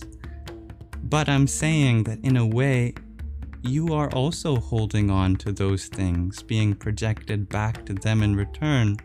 And if you truly understood the nature of all religion, then you'd know that you shouldn't be getting your reference point for these people who claim to be of a particular religion. For example, I identify as a man, but suppose I started telling a woman how they should live their life, that this is how a woman should be. That's not my purview to do, because I don't live as a woman in this body. I live as a man. In the same way, people who aren't religious project their limited idea of religion onto others, and then other people traumatized from them get this nasty feeling about what their religion means. But the mistake is to assume that those people are what defines the religion that they claim to practice. In other words, I'm saying don't believe them. If anyone suffers under someone who is religious, they're not religious. There's only so many ways I can say that. That if what it means to believe in God is to justify suffering, then you don't truly understand what it means to believe in God. With all due respect, there's a lack of understanding there, on both sides. If someone says, I believe in God and somehow or another that gives me the authority to punish you, then they don't truly know what God is. And if someone else says, well, now I refuse to believe in God according to their belief, well, then that's their limitation too, because they mistook that person's limited understanding as the definition.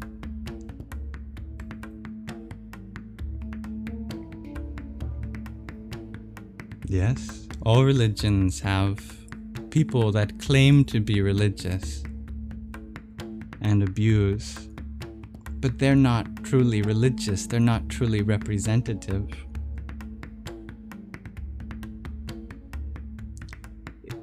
Again, maybe if I say it another time, yes, exactly, that's it, Lotus.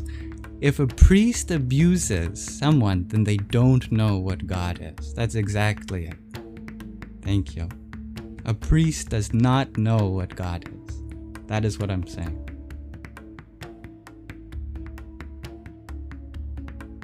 If a priest takes advantage of another person, they don't deserve the title of priests. They don't deserve any acknowledgement for their understanding of God.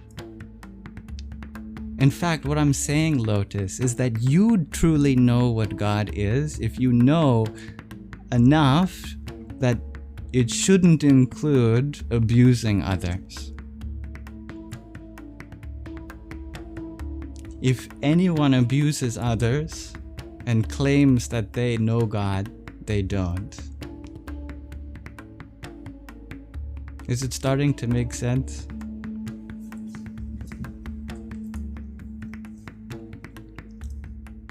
There is no God. I think we're going back in circles. Remember, God just means source, divine, what you believe in. God does not mean man in the sky that commands morals. Exactly what you believe in is God, dear Lotus. If you believe in love, you believe in God. But someone or a group of people in your life has convinced you that God means something else. I'm saying don't listen to them tell you how God is to you. They don't know. They don't know.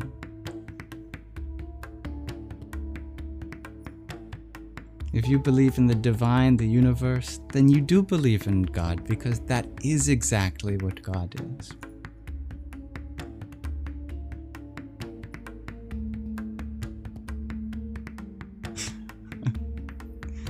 God is love. God is the voice that stands up for the vulnerable. God is the force of goodness that exists within you, as you. God is that spirit. God would not agree with what most Christians do today. If God came back incarnate like Jesus, Jesus would not agree to what's being done in his name.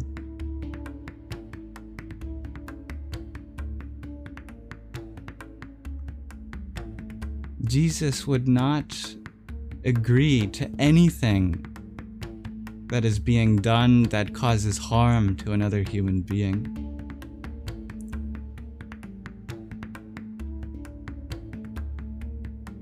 This is just a language barrier at this point. We're just using the same word in different ways.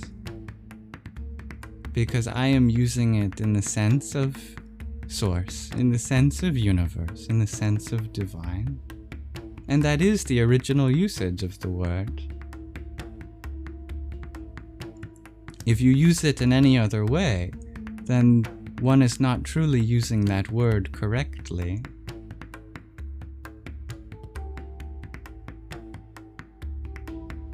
If God means anything other than source or divine, then you don't know what the word means. I'm sorry, but you're using it incorrectly. If it means something less than source, divine, love, infinite consciousness, bliss.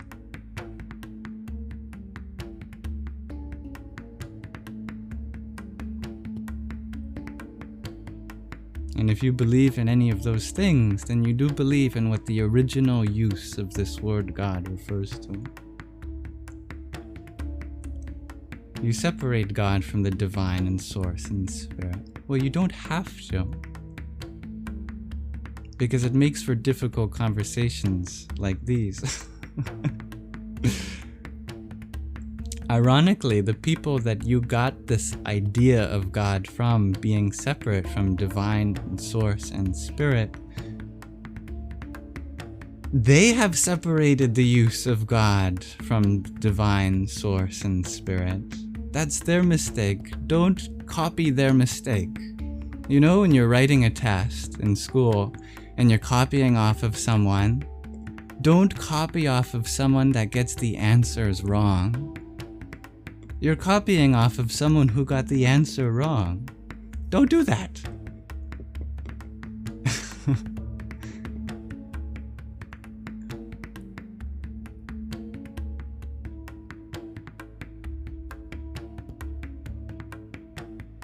It's like, suppose someone says, I love you, and that means that I get to do with you what I want to do. And then from that experience, you went, oh, well now I don't believe in love. Because if love means that people get to take advantage of me, then no, I don't. I refuse to believe in love. But then what would you tell me? Suppose I told you that I don't believe in love because someone told me that they loved me and they took advantage of me.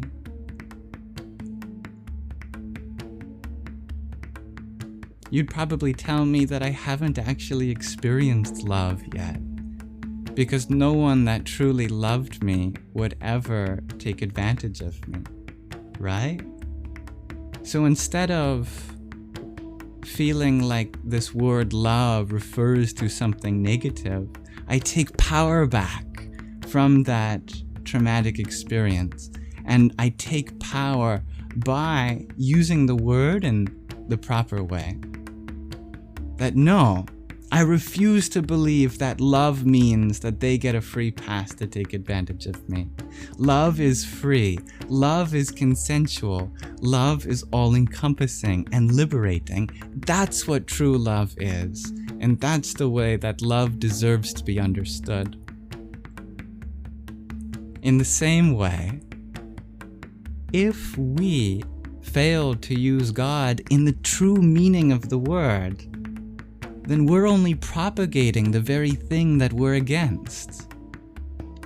If we assume that people who believe in God are believing in a power to take advantage of others, then that assumption is the very thing that we're against, that we're holding on to. Do you see?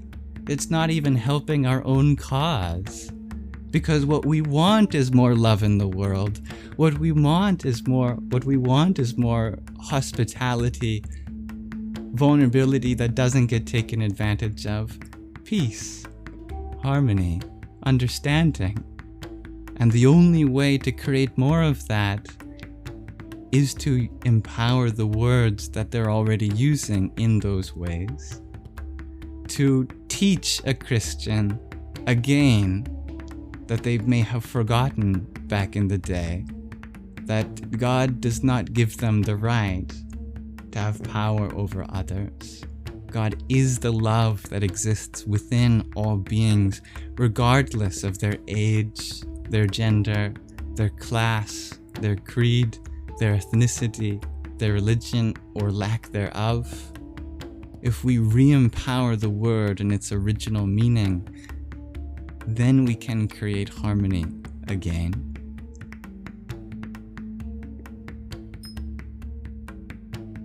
Because otherwise they win. You see? That if you let them use the word in that way, then we give them that power to mean that.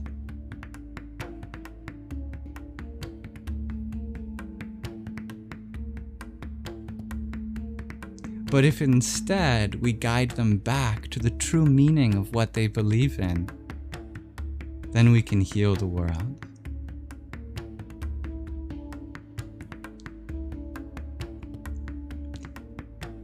Bamherger, you share. So the true idea of God or love is the oneness we feel with everything. Yes. Precisely.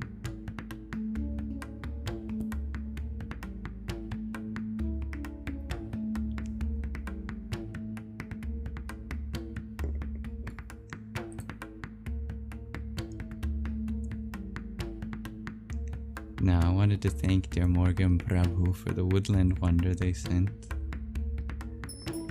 Om Rave Ketave Nama. Dear Sirius, thank you for your quintet of team bracelets and 49 roses. Ram Ram. And dear Liz, thank you for your woodland wonder too. Om Dhryambakam Yajamahe Sugandhim Pushti Vardhamam Urvarukam Iva Bandhanan Mrityor Mukshiyamamrita. Dear two souls in one, thank you for your rose.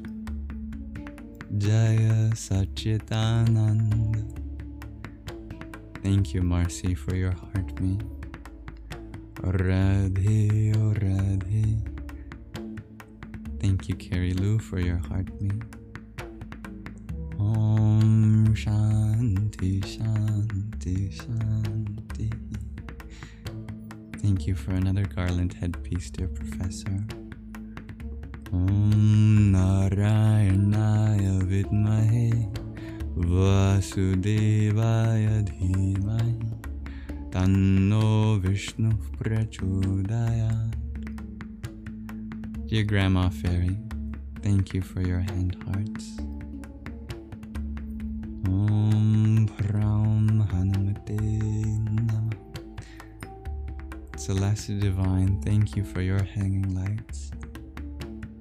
Om Kring Kali Kaye Namah. Thank you, Veri, for your heart me and team power. Jaya Sitaram. Thank you, Jake, for your rosa. Om Vastudevataya Namah. And dear Jaren, thank you for your heart me. Om Namo Vishnave. And thank you, Liz, for another heart me. And thank you, everyone, for your patience as I return my acknowledgement to everyone who sent a token of their gratitude. Dear Carrie Lou, you ask, do I believe in divine counterparts? Yes. This moment is your divine counterpart, in whichever form it takes. No, I've never toured before, dear Professor. Dear Florence, to open one's third eye is not a mere act of pranic influence. Nothing you do with your body is going to open your third eye, because to open your third eye simply means to see the divine within everything. How do you see the divine within everything?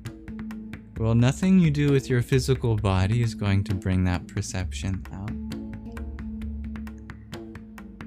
It means having the right definition for what the divine is, so that you know, based on that definition, that everything you look at fulfills that definition. If you are taught that the divine is some old man in the sky, commanding the morals of his people, maybe casting thunderbolts on blasphemers, sending people to heaven or hell, then almost nothing you look at will be divine, because practically nothing fulfills that definition. And you live a very non-divine life, because nothing matches that narrative.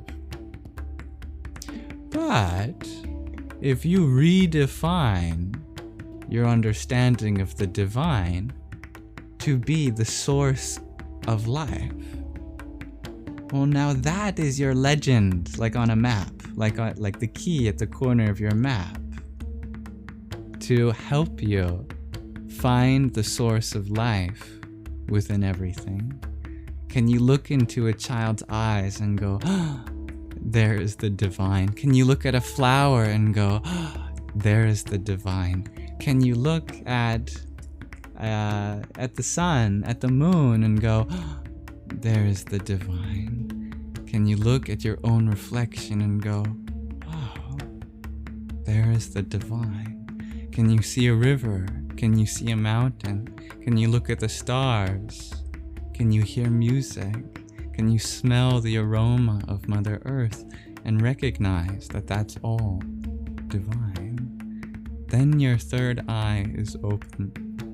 A third eye isn't a physical eye. It's like saying third nostril or third ear, or sixth sense, or second tongue, or second skin. The idea of going one number higher than the amount of sense organs you have is just to tell you that it's a perception beyond what you directly experience as physical, a deeper, penetrating gaze into the spiritual.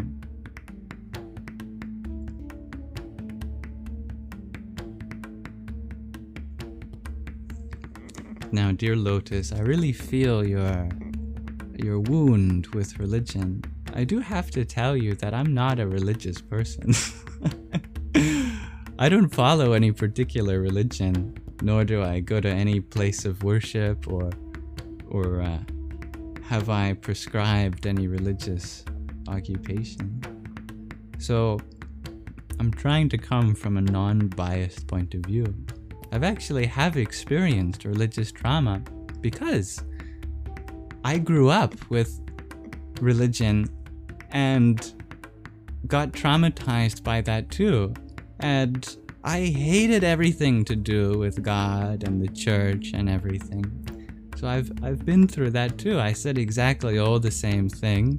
What about all the children that are unnecessarily suffering? What about the wars waged in religion? What about the tax evasion of the church? What about children getting taken advantage of by priests, etc.? And I've not let go of that observation. Your ability to perceive all of that tragedy is not something I'm asking you to let go of. In fact, I'm not asking you to change in anything that you believe in. Everything you've said so far has come from a place of truth and experience within you. And if you needed me to say that, I'm sorry that it took so long for it to come out in that way, because that deserves to be recognized truly. And I want you to know that I resonate with everything you've shared. But I am being very precise in my vocabulary. Because I've gone through that healing journey too, I know where you're at from my own personal experience.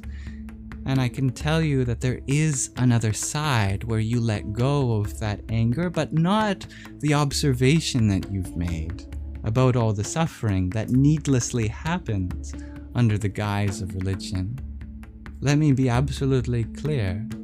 There is no place in the world for religions that inflict harm on mind, body, spirit, in any way, shape, or form, and we should be actively protesting that.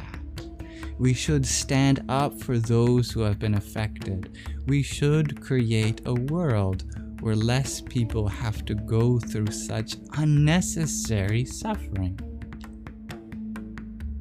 And we agree at that level. So what I add to that the word God has nothing to do with the suffering that we should be standing up for. That religion is not the cause of that harm. It's not to discredit the validity of that experience. It just adds the next step. The next step in healing is always forgiveness. And at the level of forgiveness, we realize that religious trauma is the fault of people who are hurt themselves.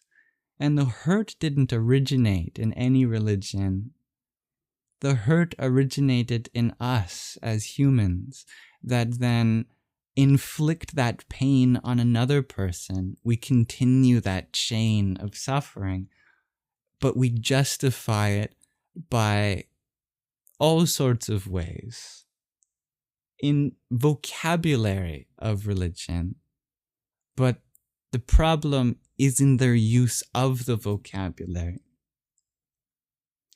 That if someone says that you are crazy, you're going to hell because my God demands this of you and that you should behave in a certain way, that initially, it seems like whatever they believe in, you don't want to associate with, because it's now the source of a trauma for you, that they've rejected some part of you. They refuse to accept you. On the basis of what? On the basis of their own trauma.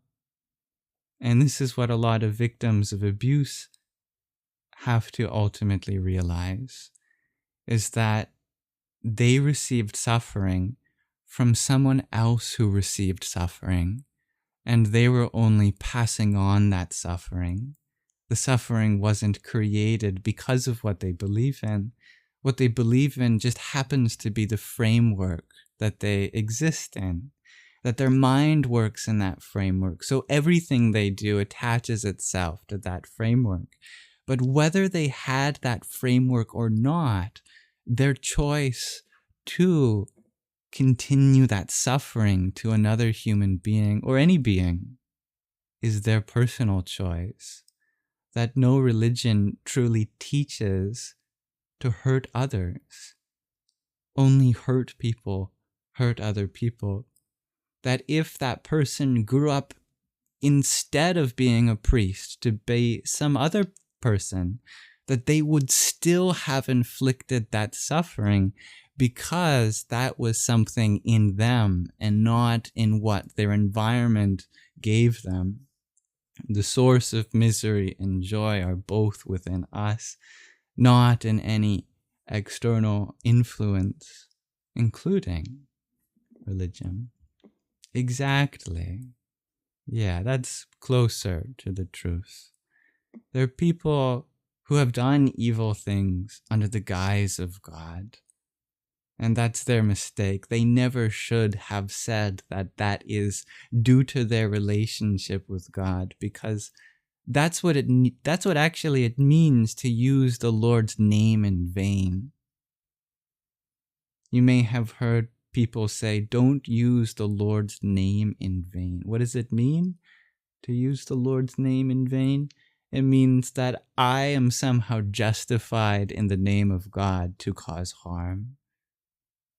And God explicitly teaches in religious scriptures not to do that. And so these people are actually breaking their own practice by not following that truth. So the irony is that it's not that the more people practice their religion, the more suffering there is in the world.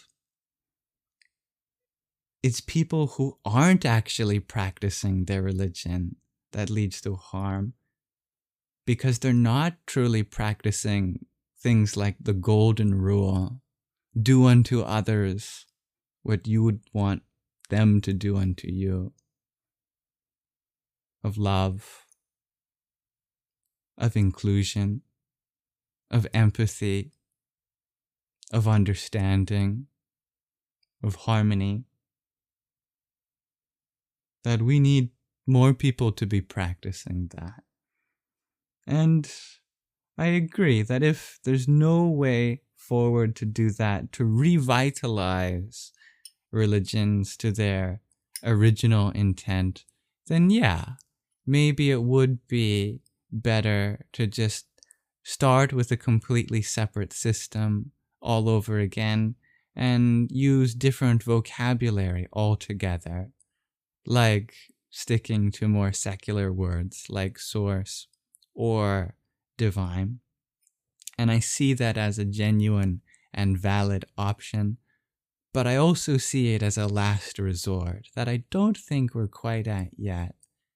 Because to me, it's also kind of like giving up and starting all over again when there is good that we can still draw from and use that good to recreate the good that was there in the past, thousands of years ago, perhaps, as our ancestors practiced, with a little less politicization and a distraction from everything.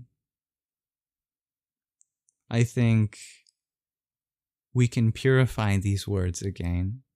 We can restore value in them so that instead of shying away from any terminology in particular, we clean up the meaning behind the words.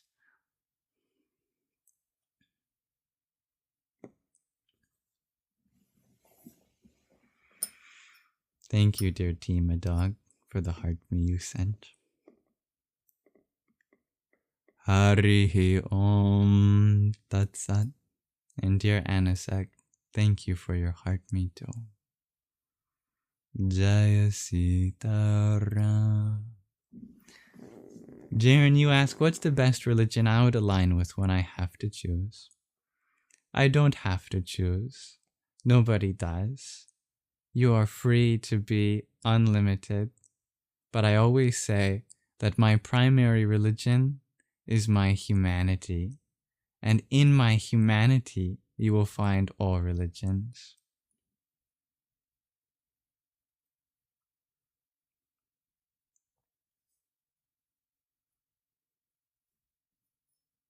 May our humanity be our uniting religion. May our breath be our uniting prayer. And may our consciousness be our uniting God.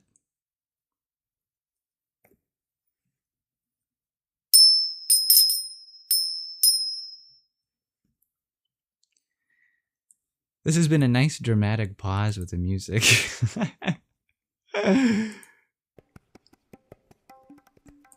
Let's get it back in here. Such a heavy conversation. It doesn't have to be.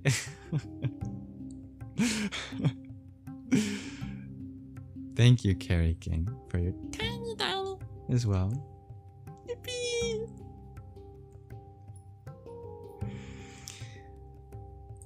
Now, I have a question of the day. I've done a lot of talking. I've done a lot of yapping. Or yamming, if you will. I'd love to hear from you in my question of the day. Today my question is, what ancient wisdom has been lost and deserves to be revived? This I'd like to explore with you. And then we'll do an intermission. We'll listen to some poetry by Rumi. And then we'll end with part 4 of the life-restoring mantra. I love your clever way of challenging the premise, dear Phrase. Nothing is lost. Well said.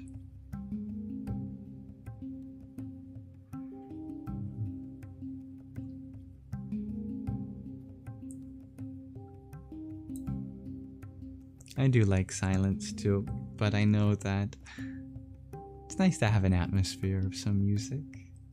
I actually don't listen to music personally, but I put it on for all of you.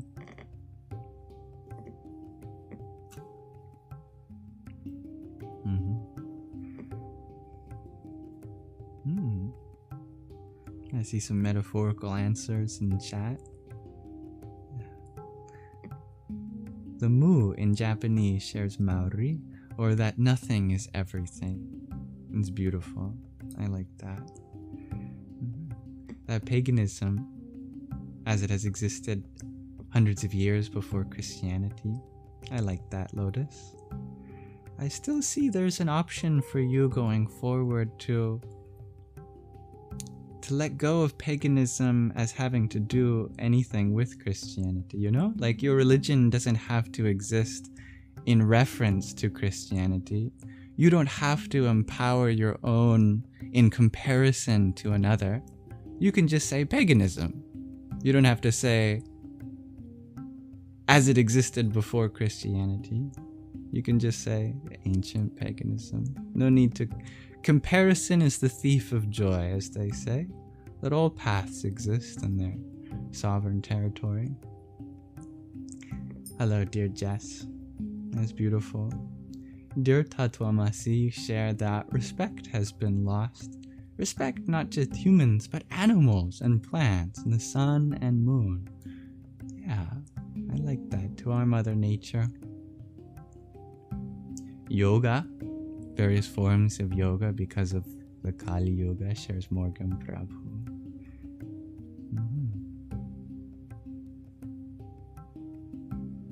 Dear Stevie G, you share, there's a lot of ancient civilizations that have wisdom you think we should bring back. Absolutely.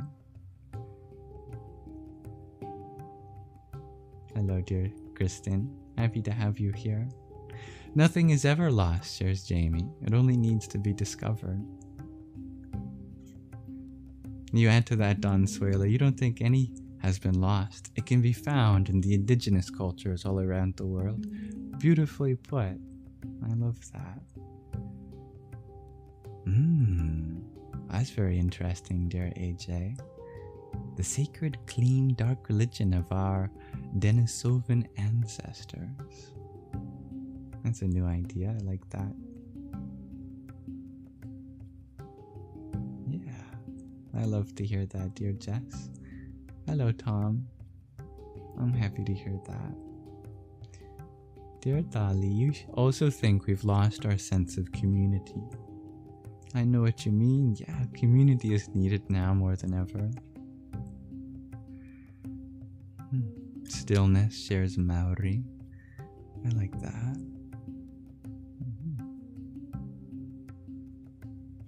Hello, dear.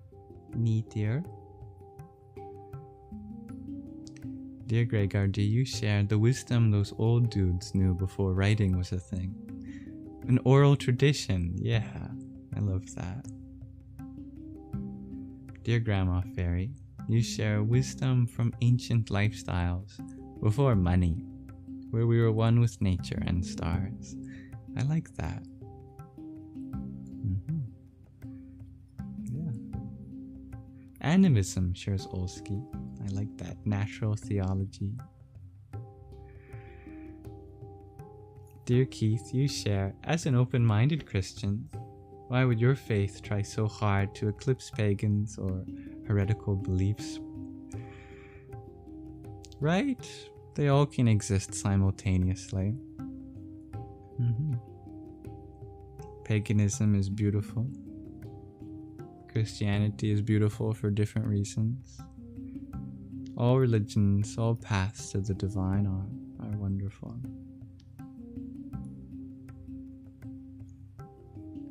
Dear Jake, you share the wisdom from those that speak to spirits and understand the spirit world. I like that. That we are one organism, shares Riri. And Stevie G, you share the wisdom of there being no need for borders. Yeah. Why do we draw all these arbitrary lines around the world?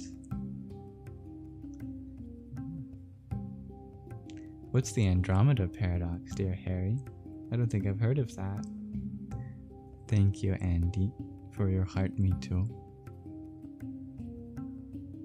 Salutations to the triple moon goddess, to the mother maiden crone, Hecate. Different types of medicine, shares Dali. Yeah. Lots of herbal healing techniques.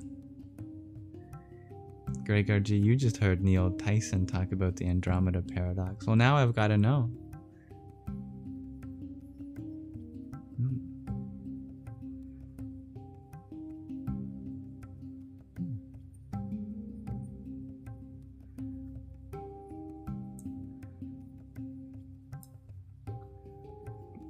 And thank you, everyone, for exploring this question of the day. Dear all-dressed ruffles, you share that modern psychology could benefit from the 5 hindrances from Buddhism. Yeah, I see that. Tatwamasi, you share that our ancestors had time to look at the night sky and create a map without modern tools. That laid-back involvement. It's beautiful.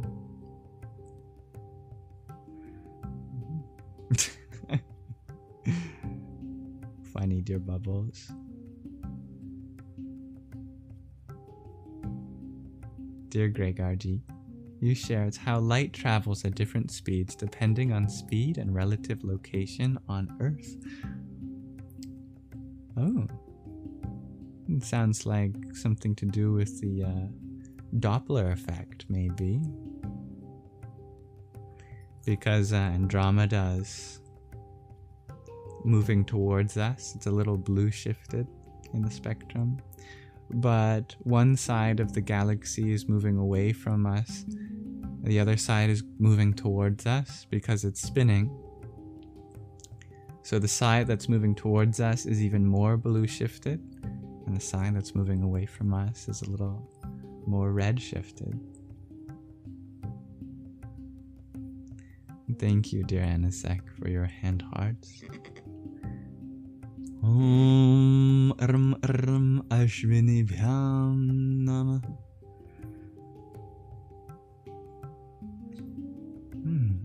Sacred geometry. I like that. Finding meaning in sacred patterns and shapes. Advanced architecture shares crossfires. Oh, there's some beautiful buildings of the past indeed. Ayurveda shares JK indeed.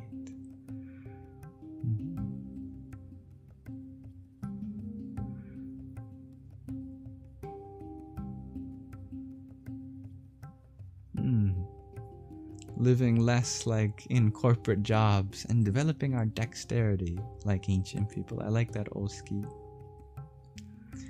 So it's how you see Andromeda at different ages, depending on your speed and location at Earth, shares Gregor G.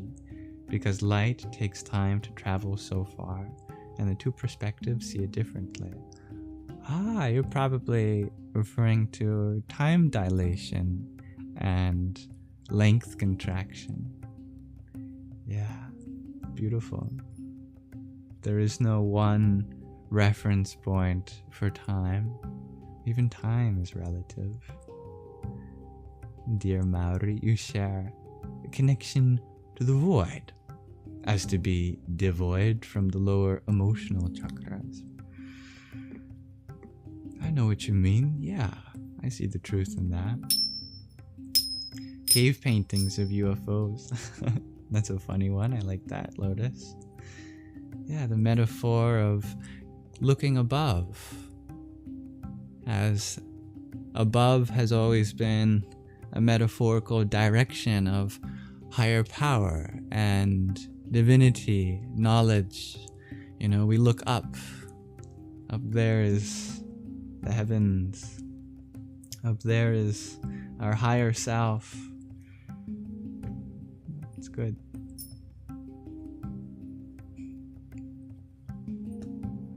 I've had a couple experiences with some fungi, dear Jaren.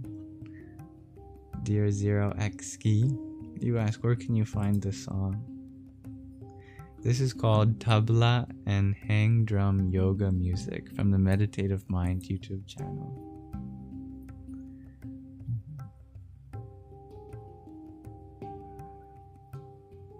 Oski, you ask, what if you were a wise person in your past life and the knowledge has crossed over? Yeah, that's the nature of what's called Paravidya in Sanskrit. The knowledge that does not depart on death, nor does it arrive from any place external to you in your next life.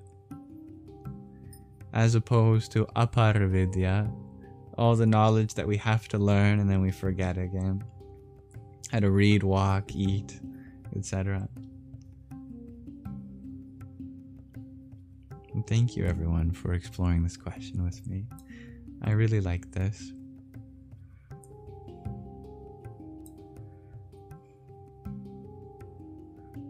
Dear JK, you add unrushed life and being at peace or being one with nature.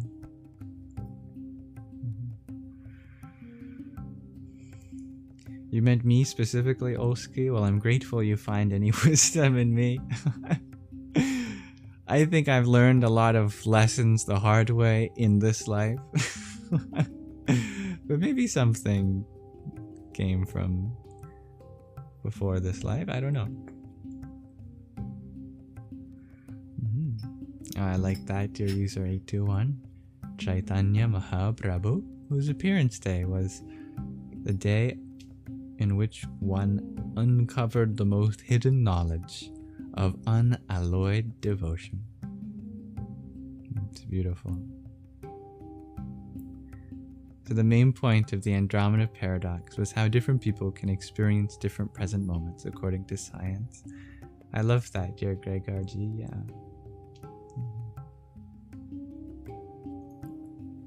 Stevie G, you share a lot of the much needed wisdom is there.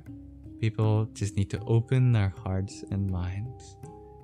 That is well said. Dali, you share maybe peace is overrated. Maybe love is greater than peace. I like where you're going with that. Dear Tatwamasi, you ask, does an infant always feel I, the body? Or is that something they learn over time? That is absolutely something they learn over time, because many studies have shown that especially when a mother is holding their baby, the baby cannot differentiate between their and their mother's body, and that makes sense. Their body literally grew out of their mother's body, so there is some time that takes place in between the birth and the realizing of, wait a second, this body is now its own thing. Of course, the child's body will always be connected energetically to the mother's body, but a baby does not have the faculty to discern between themselves and others, and that's not a limitation. It's actually a beautiful blessing. The blessing is to realize at such a pure stage of life so clearly. There's just life happening, and I'm a part of it. Where does my body stop and the rest begin? There is no overthinking that. We do absolutely learn that. Because you have to learn your own name, how to say I. You know, babies have a hard time understanding the difference between the first and second person pronoun. Because if you think about it, if you're saying you're beautiful or whatever to a baby, you're using the second person, you are beautiful. The baby starts saying, you are beautiful, you are beautiful. But then you got to teach it, no. I'm talking about you as something separate from me. You are beautiful. So you say, I am beautiful. And the baby starts saying, I am beautiful. I am beautiful. But then the baby wants to tell you that you're beautiful. The baby says, I am beautiful. And you go, no. You say, you are beautiful. You got to separate the life in the first and second person pronoun. That's a hard one. People who train large language models, the computational intelligence, like GPT, they may struggle differentiating between themselves and you. The early models, the early training sessions at least.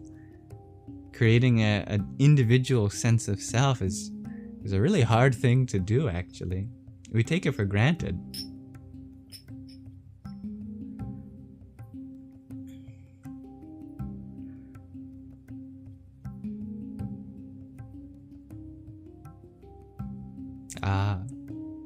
Yesterday was the appearance day of Gauranga Mahaprabhu, coinciding with Holi. Thank you, user 821.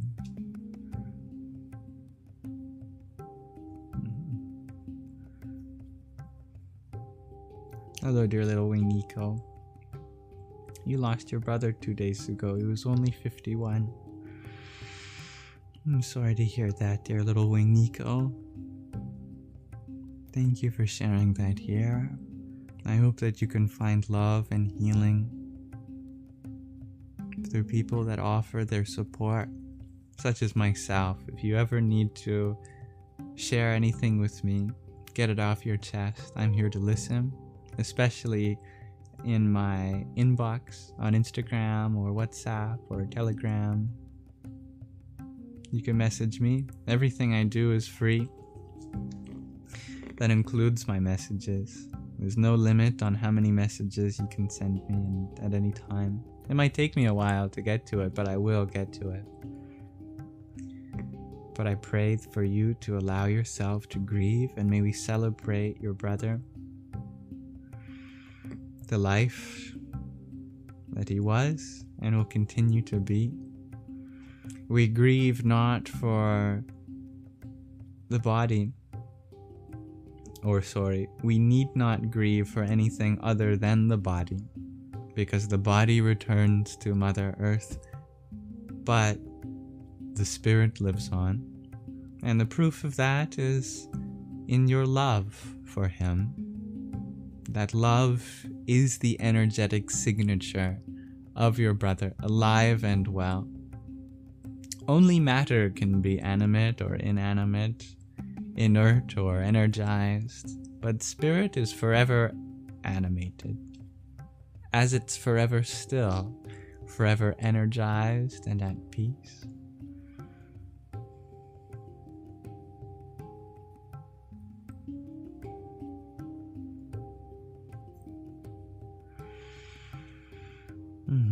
It is completely natural to be devastated. My heart is with you.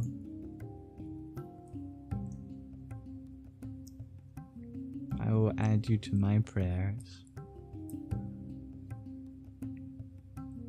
Thank you, everyone, for exploring this question of the day with me. I think it's a good time to pause there for now, but if ever you wanted to explore this topic at another time, I would be grateful for that, as always. I would like to transition to another episode of... Wait for it.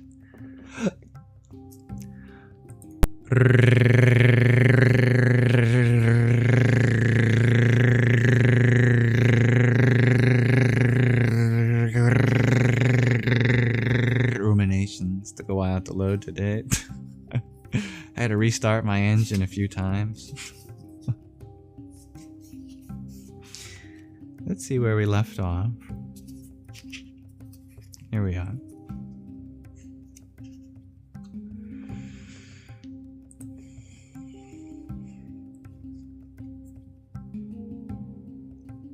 Today we are starting the poem called Beyond Appearances.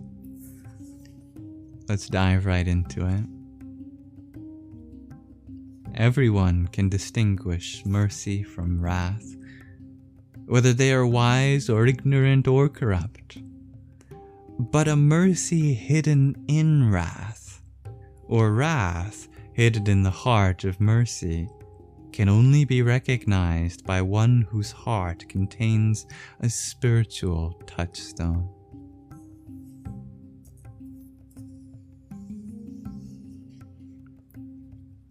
That's called Beyond Appearances.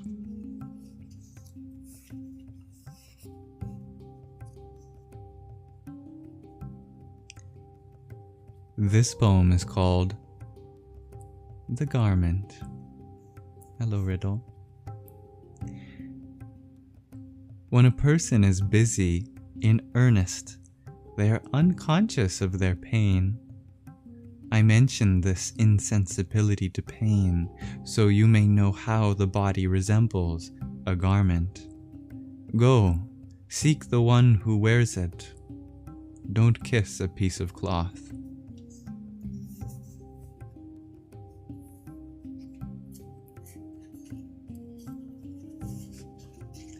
And finally, let us read Unfold Your Wings. Just as staying home is easy for some, traveling comes easy to others. Each of us were made for some particular work, and the desire for that work has been placed in our hearts. How should hand and foot be set in motion without desire? If you see your desire leading toward heaven, unfold your wings to claim it. But if you see your desire bends to the earth, keep lamenting. The wise weep in the beginning, the foolish beat their heads at the end. Discern the end from the beginning, so that you may not be repenting when the day of reckoning arrives.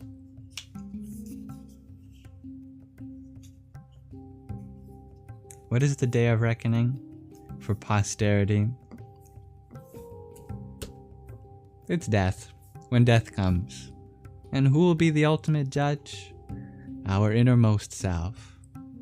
Can we honestly look to the life we've lived and say, I've done a good job? Or is there always something more that we could have done to do a better one next time? Thank you for listening. This has been another episode of Ruminations. If you have any insights or comments or thoughts you want to share, please be my guest. Now, thank you, dear Gina, for your triple GG. Go Gina is what GG stands for. Go Gina, go Gina, go Gina. Yahoo! And thank you, dear Carrie King, for your pair of roses. Om Tham Namastandaraya. Dear Stevie G, you ask, have I heard of the river we must cross after we die? The natives talk about this. The stream of divine light. That is what you experience along your spine, your Sushumna Nadi. All the forces in life are trying to pull us down. But if you can swim across the current and leave the body in this direction, you will successfully cross the waters.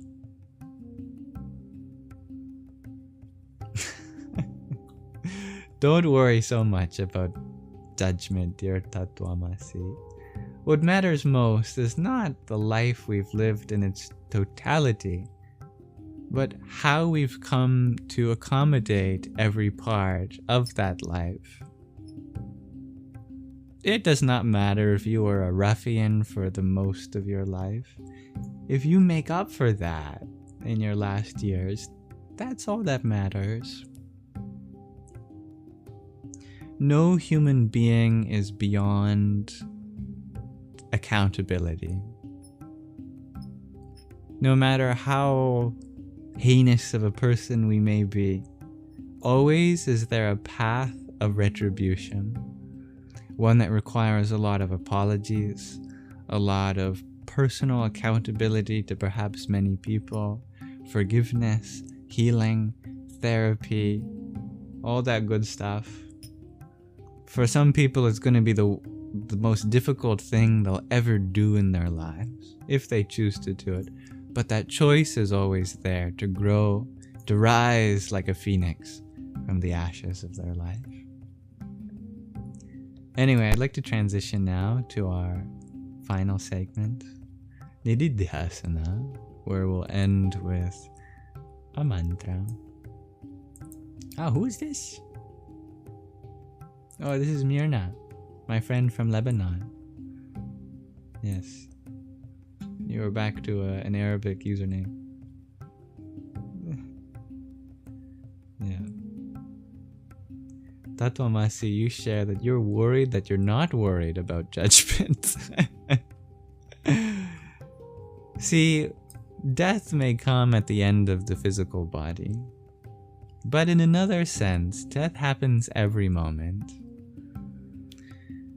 You are the greatest judge of this moment, and you cannot fool yourself, no matter how hard you try, because the true self within everyone is a source of unconditional love. And if there is any way in which we could be loving more, we have some ability to bring that out as each moment passes us by.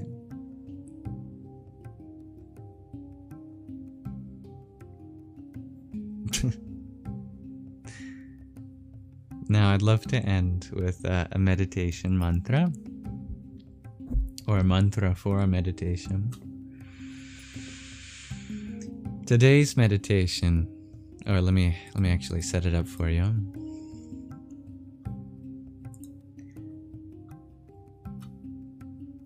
Today we are continuing our series of the Murtha Sanjivana mantra, which is taken from the 161st Sukta of the 10th Mandala of the Rig Veda. This is an ancient scripture, and it has long been believed that somewhere within it is a mantra so potent it has the power to even bring life back from the dead. It has almost been lost to time, and that people have heard that somewhere in the Rig Veda was such a mantra, and it was a long one. So you'll find most people just put together two famous mantras that are also from the Rig Veda and call it the Murtha Sanjivana mantra. But only the 161st Sukta of the 10th Mandala is the real Murtha Sanjivana mantra. We have been going verse by verse through the first, second, and third. Today we'll be doing the fourth, and that's the second to last. It translates to this fourth verse.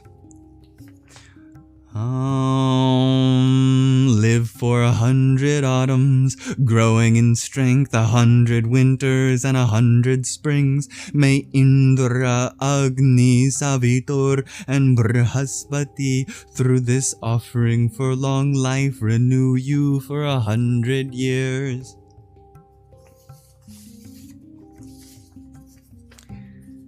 And in the International Alphabet of Sanskrit transliteration, it looks like this.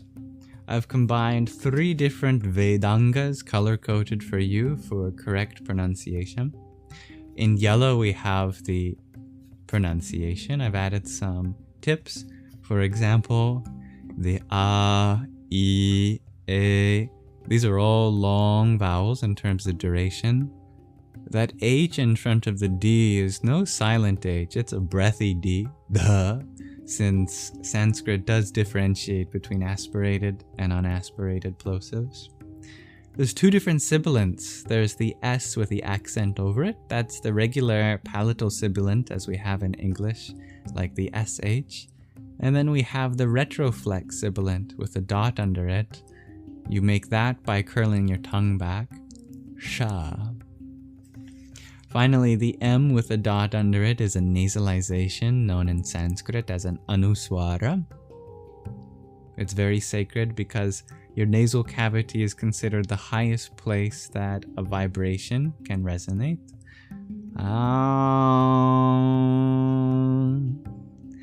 And the complement of that is the visarga, the H with a dot under it, which is a breath expulsion, where you exhale. You send your vibrations out into the world.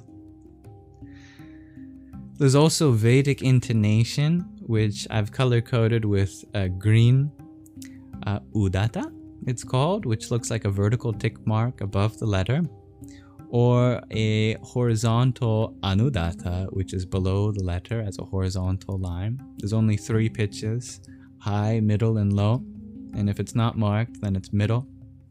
You can see that over top of these and below these letters. And then finally, in orange, there is the poetic rhythm, the meter. I've added that above. The dashes are heavy syllables, and the swoops are light syllables. This poetic meter actually is differing from all other verses because it breaks the poetic meter established in the previous verses. All the previous verses end with dum da dum, and then some dum or da, doesn't really matter. But this one breaks it because we're at the climax of the verse here.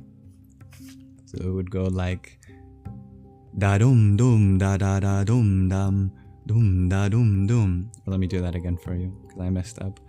Da dum dum da da da dum dum da dum dum. So these 3 different features come together to form this mantra. Altogether, it sounds something like this.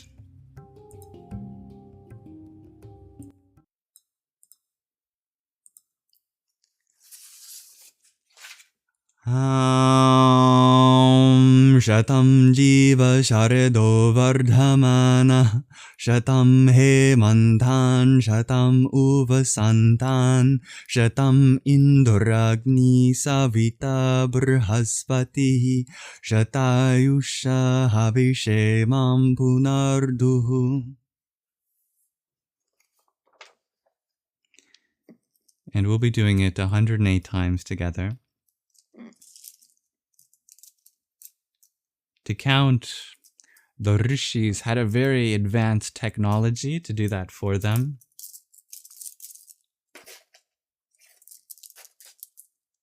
A japamala. With 108 beads, all you have to do is start at the guru bead and make your way back around, and you'll know you've done the sacred number of 108 repetitions.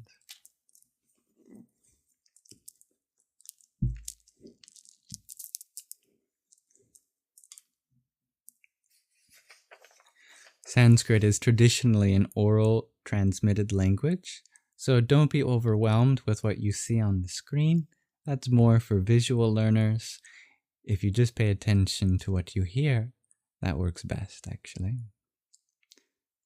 Now we begin.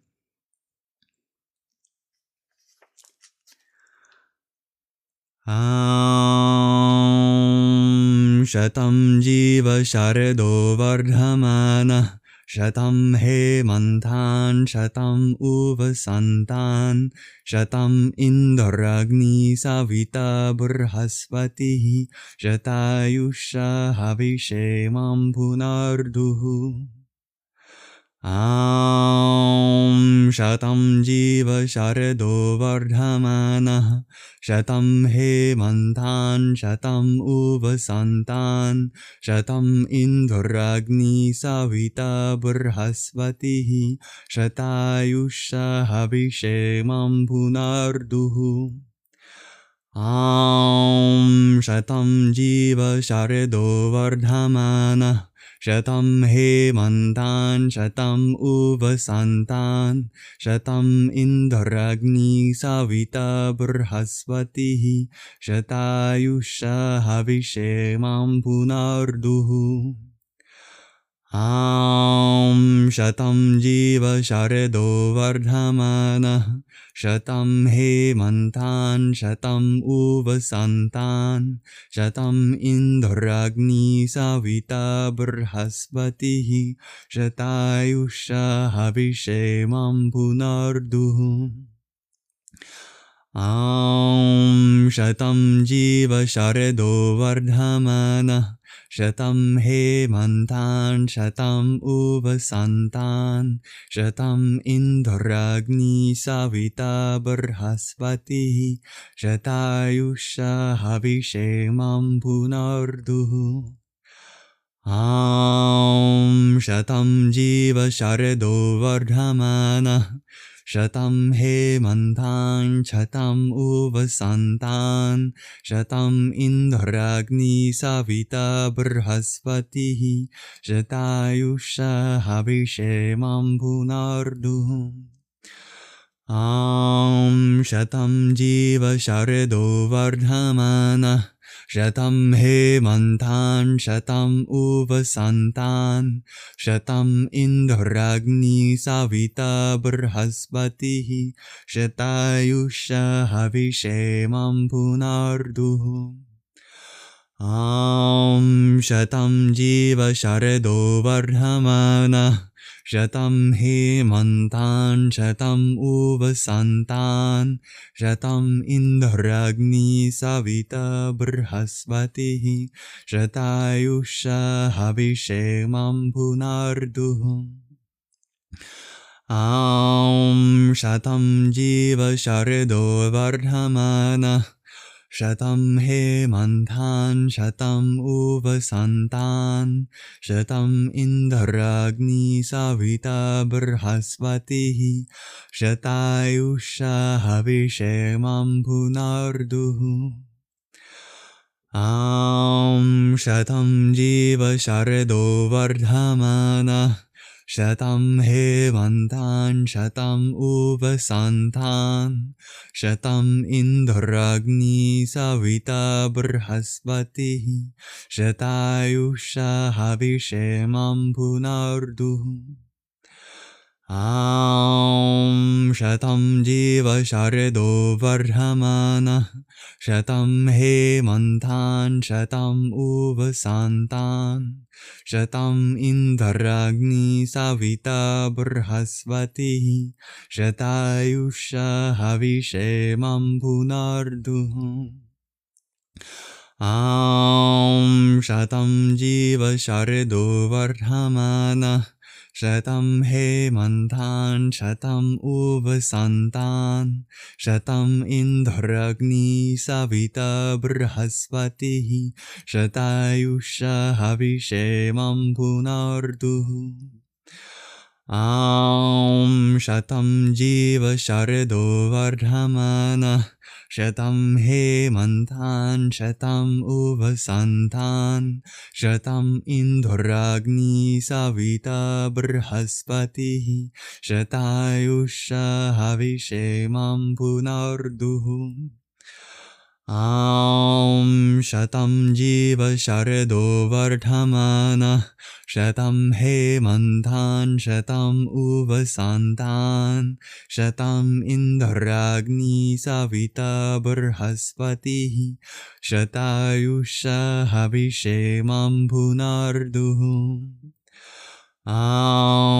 Shatam jiva shardo vardhamana Shatam hemantan shatam uvasantan Shatam indragni savita brhaspati Shatayusha havishemam punardu Shatam jiva shardo vardhamana Shatam hemantan shatam uvasantan Shatam indragni savita brhaspati Shatayusha havishemam punardu Shatam jiva shardo vardhamana Shatam hemantan shatam uvasantan Shatam indragni savita brhaspati Shatayusha havishemam punardu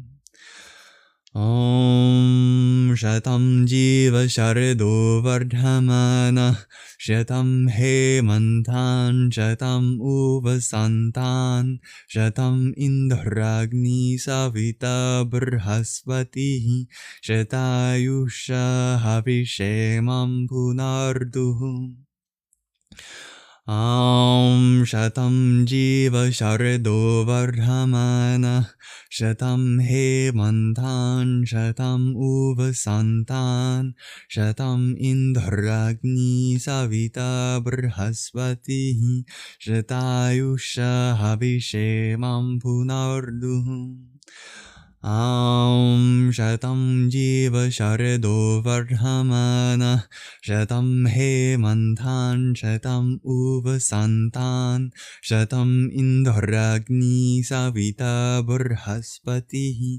Shatayusha havishemam punardu Shatam jiva shardo vardhamana Shatam hemantan shatam uvasantan Shatam indragni savita brhaspati Shatayusha havishemam punardu Shatam jiva shardo vardhamana Shatam hemantan shatam uvasantan Shatam indragni savita brhaspati Shatayusha havishemam punardu Shatam jiva shardo vardhamana Shatam hemantan shatam uvasantan Shatam indragni savita brhaspati Shatayusha havishemam punardu Shatam Jiva Shardo Varhamana Shatam Hemantan Shatam Uvasantan Shatam Indragni Savita Brahasvati Shatayusha Havishemam Punardu Shatam Jiva Shardo Varhamana Shatam Hemantan Shatam Uvasantan Shatam Indragni Savita Brahasvati Shatayusha Havishemam Punardu Shatam Jiva Shardo Varhamana Shatam Hemantan Shatam Uvasantan Shatam Indragni Savita Brahasvati Shatayusha Havishemam Punardu Shatam Jiva Shardo Varhamana Shatam Hemantan Shatam Uvasantan Shatam Indragni Savita Brahasvati Shatayusha Havishemam Punardu Shatam Jiva Shardo Varhamana Shatam Hemantan Shatam Uvasantan Shatam Indragni Savita Brahasvati Shatayusha Havishemam Punardu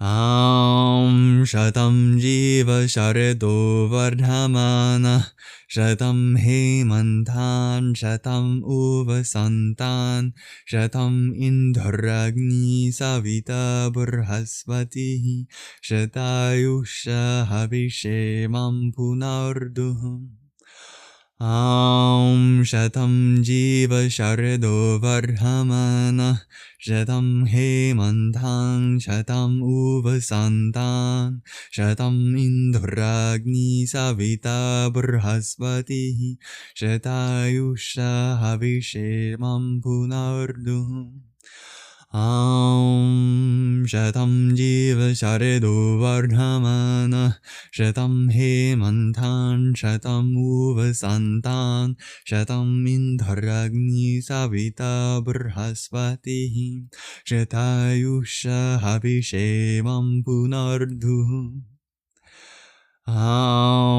Shatam Jiva Shardo Varhamana Shatam Hemantan Shatam Uvasantan Shatam Indragni Savita Brahasvati Shatayusha Havishemam Punardu Shatam Jiva Shardo Varhamana Shatam Hemantan Shatam Uvasantan Shatam Indragni Savita Brahasvati Shatayusha Havishemam Punardu Shatam Jiva Shardo Varhamana Shatam Hemantan Shatam Uvasantan Shatam Indragni Savita Brahasvati Shatayusha Havishemam Punardu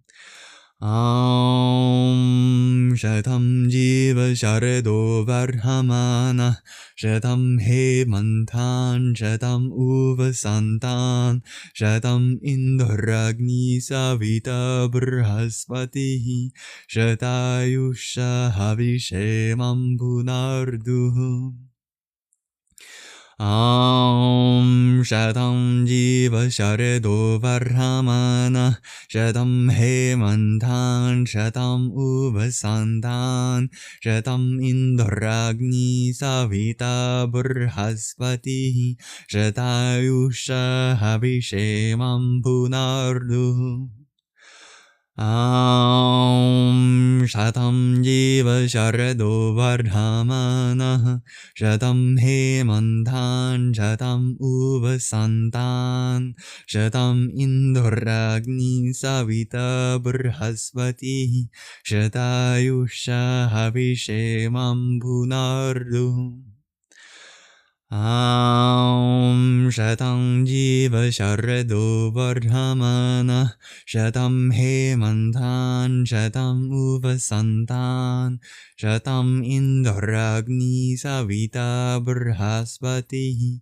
Shatayusha Havishemam Punardu Aum Shatam Jiva Sharado Vardhamana Shatam Hemantan Shatam Uvasantan Shatam Indoragni Savita Burhaspati Shatayusha Havishemam Punardu Aum Shatam Jiva Sharado Vardhamana Shatam Hemantan Shatam Uvasantan Shatam Indoragni Savita Burhaspati Shatayusha Havishemam Punardu Aum Shatam Jiva Sharado Vardhamana Shatam Hemantan Shatam Uvasantan Shatam Indoragni Savita Burhaspati Shatayusha Havishemam Punardu Aum Shatam Jiva Sharado Vardhamana Shatam Hemantan Shatam Uvasantan Shatam Indoragni Savita Burhaspati Shatayusha Havishemam Punardu Aum Shatam Jiva Sharado Vardhamana Shatam Hemantan Shatam Uvasantan Shatam Indoragni Savita Burhaspati Shatayusha Havishemam Punardu Aum Shatam Jiva Sharado Vardhamana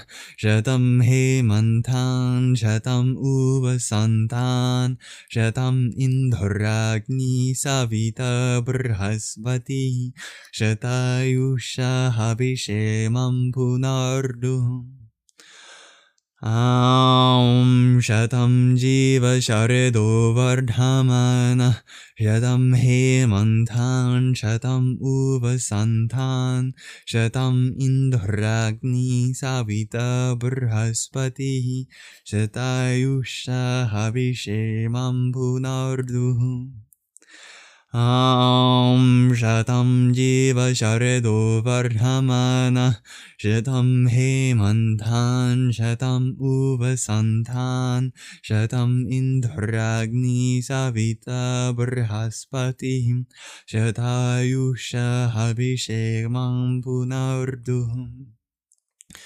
Aum Shatam Jiva Sharado Vardhamana Shatam Hemantan Shatam Uvasantan Shatam Indoragni Savita Burhaspati Shatayusha Havishemam Punardu Aum Shatam Jiva Sharado Vardhamana Shatam Hemantan Shatam Uvasantan Shatam Indoragni Savita Burhaspati Shatayusha Havishemam Punardu Aum Shatam Jiva Sharado Vardhamana Shatam Hemantan Shatam Uvasantan Shatam Indoragni Savita Burhaspati Shatayusha Havishemam Punardu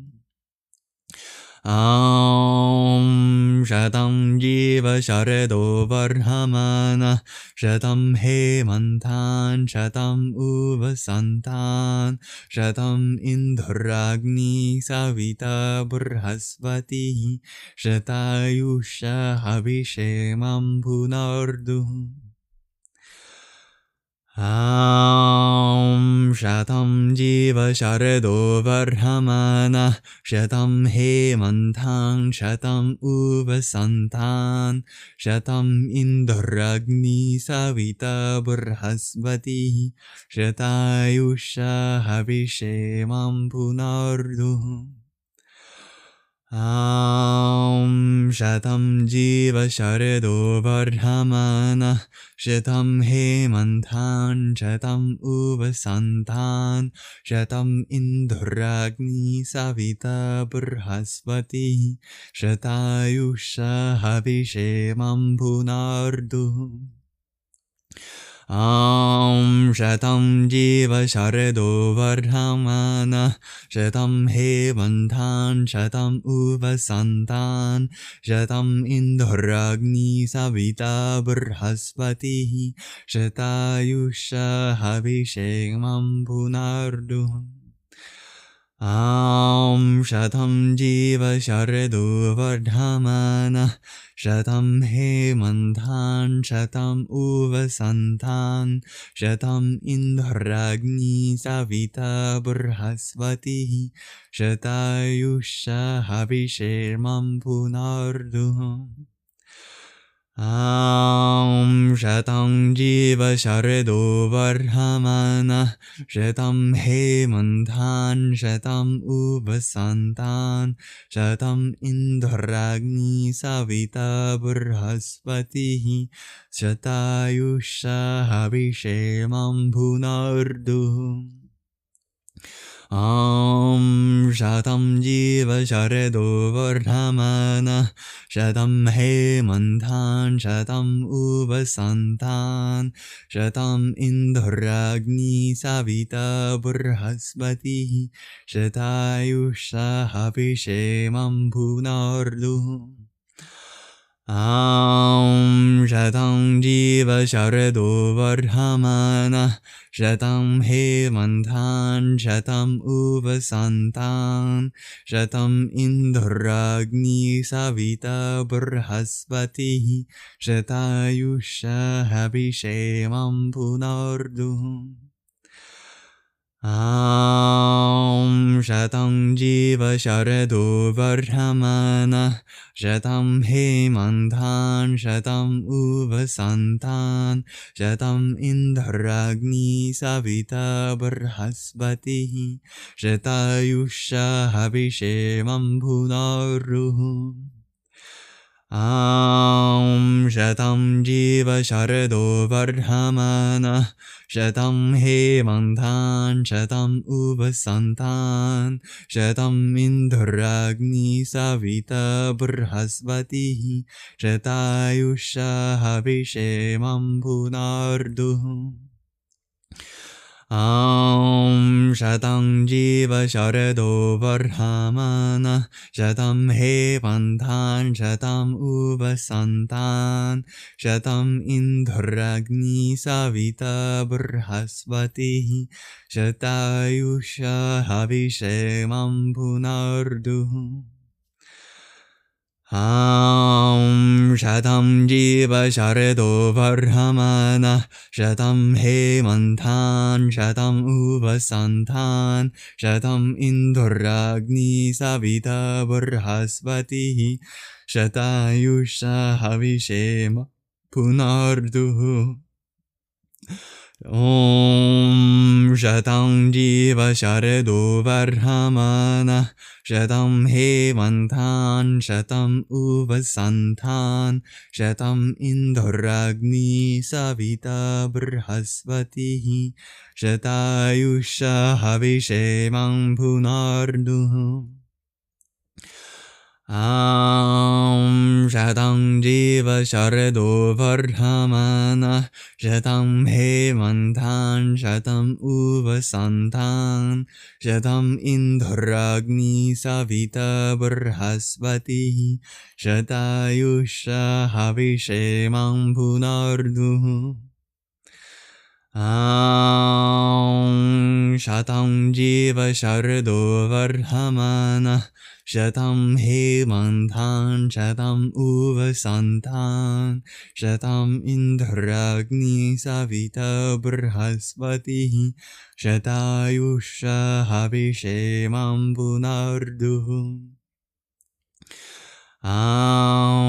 Shatam Jiva Sharado Vardhamana Shatam Hemantan Shatam Uvasantan Shatam Indragni Savita Burhaspati Shatayusha Havishemam Punardu Shatam Jiva Sharado Vardhamana Shatam Hemantan Shatam Uvasantan Shatam Indragni Savita Burhaspati Shatayusha Havishemam Punardu Shatam Jiva Sharado Vardhamana Shatam Hemantan Shatam Uvasantan Shatam Indragni Savita Burhaspati Shatayusha Havishemam Punardu Shatam Jiva Sharado Vardhamana Shatam Hemantan Shatam Uvasantan Shatam Indragni Savita Burhaspati Shatayusha Havishemam Punardu Shatam Jiva Sharado Vardhamana Shatam Hemantan Shatam Uvasantan Shatam Indragni Savita Burhaspati Shatayusha Havishemam Punardu Shatam Jiva Sharado Vardhamana Shatam Hemantan Shatam Uvasantan Shatam Indragni Savita Burhaspati Shatayusha Havishemam Punardu Shatam Jiva Sharado Vardhamana Shatam Hemantan Shatam Uvasantan Shatam Indragni Savita Burhaspati Shatayusha Havishemam Punardu Shatam Jiva Sharado Vardhamana Shatam Hemantan Shatam Uvasantan Shatam Indragni Savita Burhaspati Shatayusha Havishemam Punardu Shatam Jiva Sharado Vardhamana Shatam Hemantan Shatam Uvasantan Shatam Indragni Savita Burhaspati Shatayusha Havishemam Punardu Shatam Jiva Sharado Vardhamana Shatam Hemantan Shatam Uvasantan Shatam Indragni Savita Burhaspati Shatayusha Havishemam Punardu Shatam Jiva Sharado Vardhamana Shatam Hemantan Shatam Uvasantan Shatam Indragni Savita Burhaspati Shatayusha Havishemam Punardu Shatam Jiva Sharado Vardhamana Shatam Hemantan, Shatam Uvasantan, Shatam Indragni Savita Brihaspati, Shatayusha Havishemam Punardu. Shatam Jiva Shardo Vardhamana, Shatam Hemantan, Shatam Uvasantan, Shatam Indragni Savita Brihaspati, Shatayusha Havishemam Punardu. Shatam Jiva Shardo Vardhamana, Shatam Hemantan, Shatam Uvasantan, Shatam Indragni Savita Brihaspati, Shatayusha Havishemam Punardu.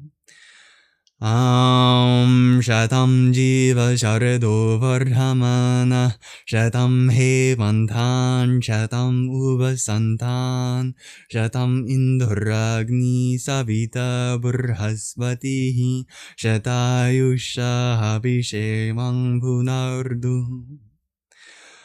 Shatam Jiva Shardo Vardhamana, Shatam Hemantan, Shatam Uvasantan, Shatam Indragni Savita Brihaspati, Shatayusha Havishemam Punardu. Shatam Jiva Shardo Vardhamana, Shatam Hemantan, Shatam Uvasantan, Shatam Indragni Savita Brihaspati, Shatayusha Havishemam Punardu. Shatam Jiva Shardo Vardhamana, Shatam Hemantan, Shatam Uvasantan, Shatam Indragni Savita Brihaspati, Shatayusha Havishemam Punardu. Shatam Jiva Shardo Vardhamana, Shatam Hemantan, Shatam Uvasantan, Shatam Indragni Savita Brihaspati, Shatayusha Havishemam Punardu. Shatam Jiva Shardo Vardhamana, Shatam Hemantan, Shatam Uvasantan, Shatam Indragni Savita Brihaspati, Shatayusha Havishemam Punardu.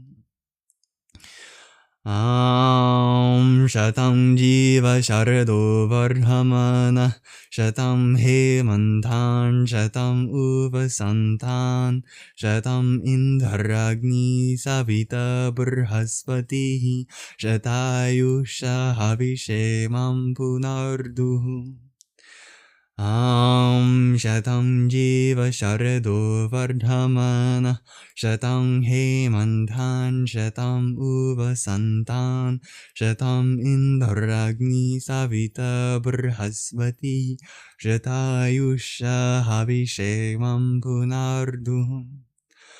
Shatam Jiva Shardo Vardhamana, Shatam Hemantan, Shatam Uvasantan, Shatam Indragni Savita Brihaspati, Shatayusha Havishemam Punardu.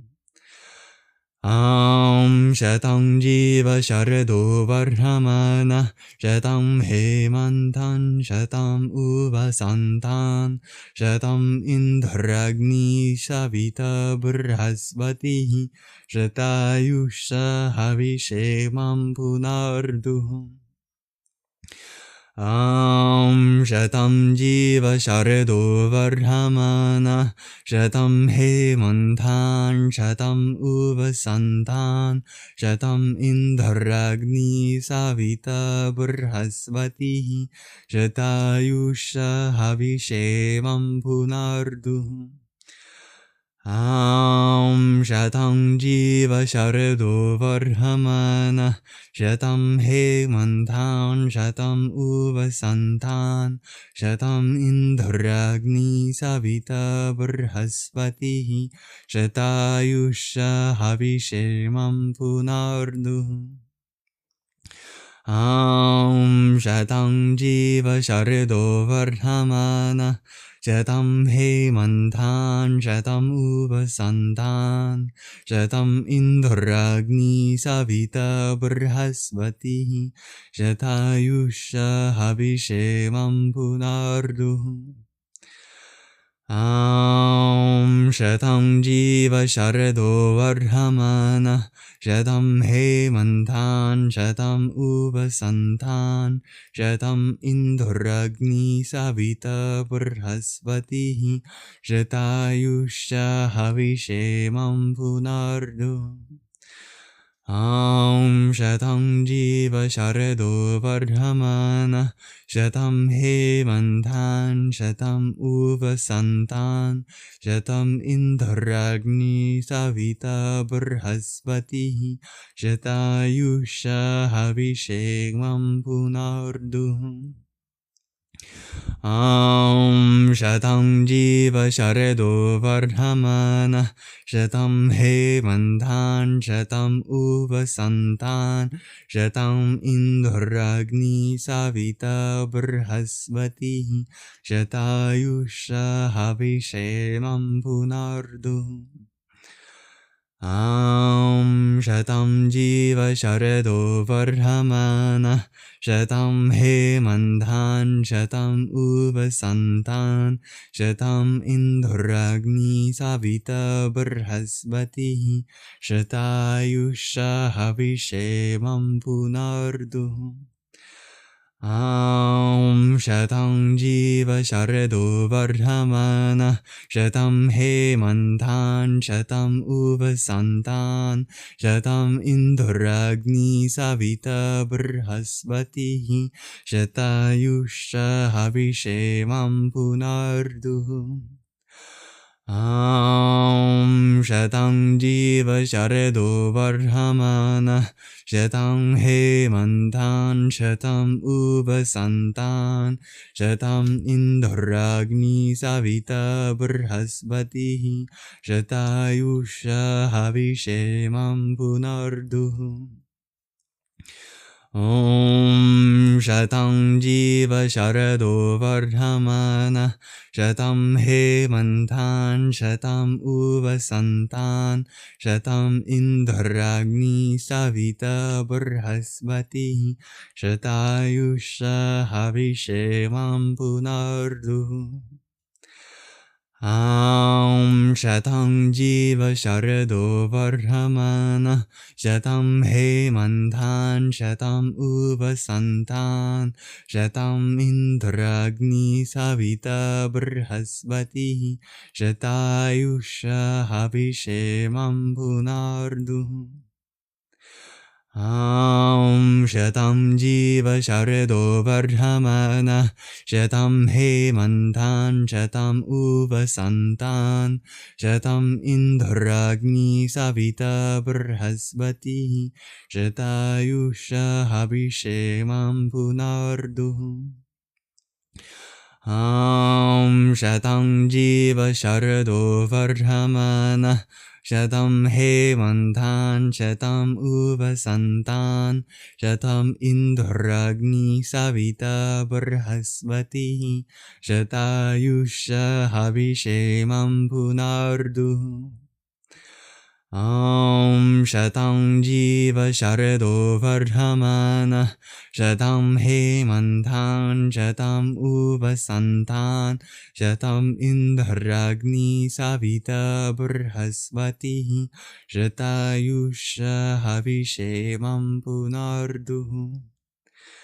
Shatam Jiva Sharado Varhamana Shatam Hemantan Shatam Uvasantan Shatam Indragni Savita Brihaspati Shatayusha Havishemam Punardu Shatam Jiva Sharado Varhamana Shatam Hemantan Shatam Uvasantan Shatam Indragni Savita Brhaspati Shatayusha Habishemam Punardu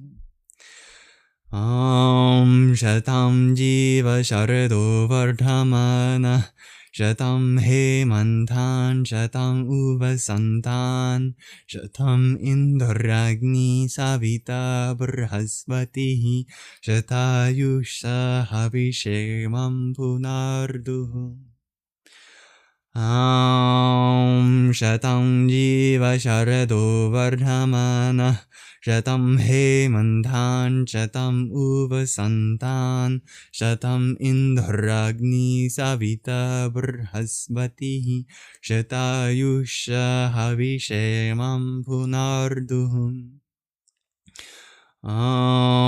Shatam Jiva Sharado Vardhamana Shatam Hemantan Shatam Uvasantan Shatam Indragni Savita Brhaspati Shatayusha Havishemam Punardu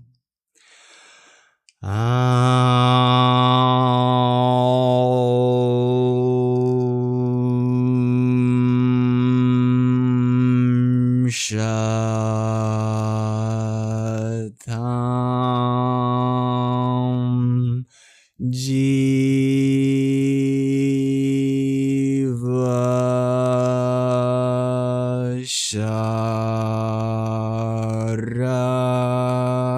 Shatam Hemantan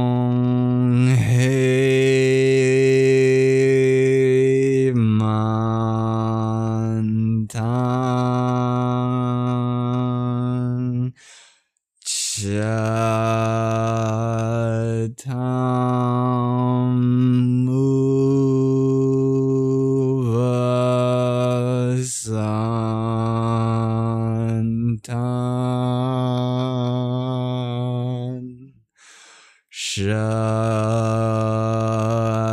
Uvasantan Shatam Indragni Savita Brhaspati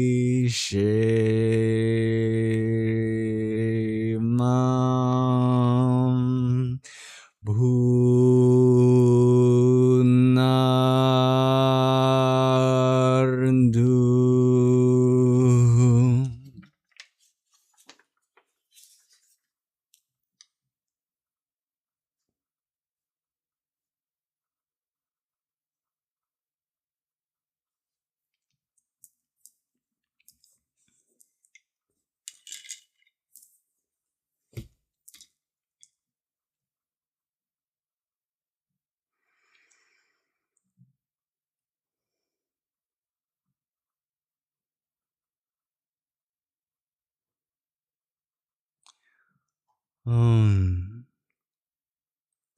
Salutations to Indra, to Agni, to Savitur, to Brhaspati.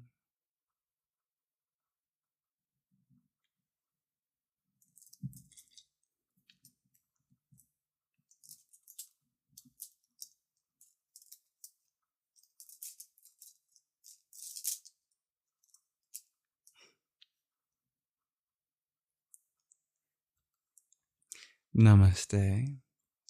This has been the 4th verse of the Murtha Sanjivana mantra, taken from the 161st sukta of the 10th mandala of the Rig Veda. If you would like to hear the other verses, do check out the recordings of them, and stay tuned for the 5th and final verse of the Murtha Sanjivana mantra.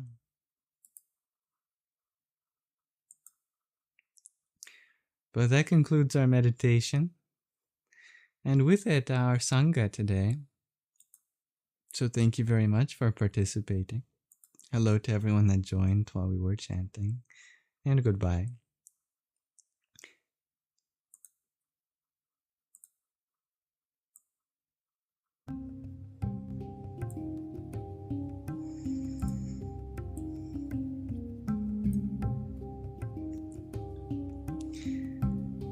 Grateful for you, dear G, dear Riri, Gina, Magdalene Priya, dear Joe. Thank you, Jocelyn and Arwen and Dancing Aurora Borealis, dear Jake.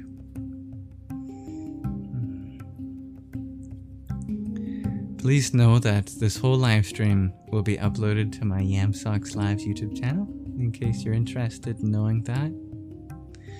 Also, the meditation, the mantra, and many other forms of meditation, as well as the show and tell and the readings that we do, they also have their own dedicated playlists. They're clipped out. So if you want to go check those out, they're available for you as an offering. What is the meaning of the mantra? Asked Melissa. Well, I said it at the beginning, but you probably weren't here for that. That verse translates to live for 100 autumns, growing in strength, 100 winters and 100 springs. May Indra, the god of weather and the world and what we do with our hands, interestingly, Agni, the god of fire, Savitur, the god of the sun, and Brihaspati.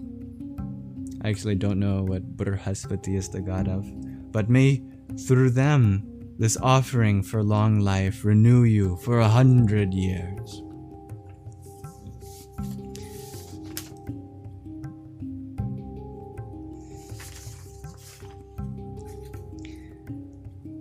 Yeah, if you want to check out what the question of the day was today, you're welcome to check out the recording too. Thank you to those who sent a gift as well. Dear Celeste Divine, thank you for the 56 roses. That's very generous of you. Hari Om Tat Sat. God of the 4th element. That's probably right, Myrna. Yes. Yeah. Maybe wind. Air, perhaps. Thank you, dear Tan Hao Yu, for your heartbeat. Dear Lala Michelle, thank you for your octet of roses. Om Sadhyo Jatam Prapadyami Sadhyo Jataya Vai Namo Namah Bhave Bhave Nati Bhave Bhavaswamam Bhavodbhavaya Namah. Thank you, Inevitable, for your trio of roses. Om Vamadevaya Namo Jeshtaya Namah Shreshtaya Namo Rudraya Namah Kalaya Namah Kalivikarnaya Namo Balaya Namo Balivikarnaya Namo Balapramatanaya Namah Sarva Bhuta Damanaya Namo Manonmanaya Namah.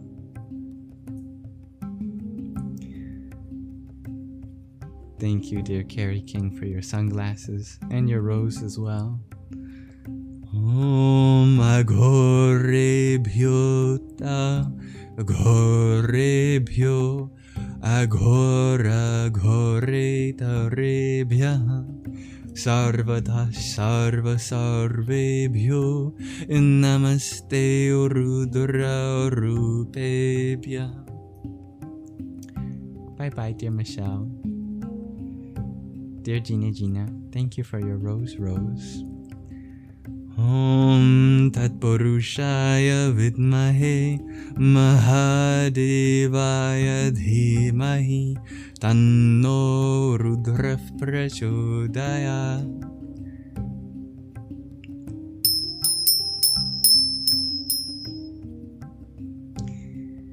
May you all have a wonderful rest of your evening or afternoon or morning or night, whatever time it is for you. Thank you, everyone. Thank you, my lovely moderators, for helping keep the peace. And if there's anything I can do to make this space more inclusive for you or anyone next time, please let me know. I hope to be a humble host, and if I'm not, hold me accountable to that. And may this live stream be an offering to the divinity within you.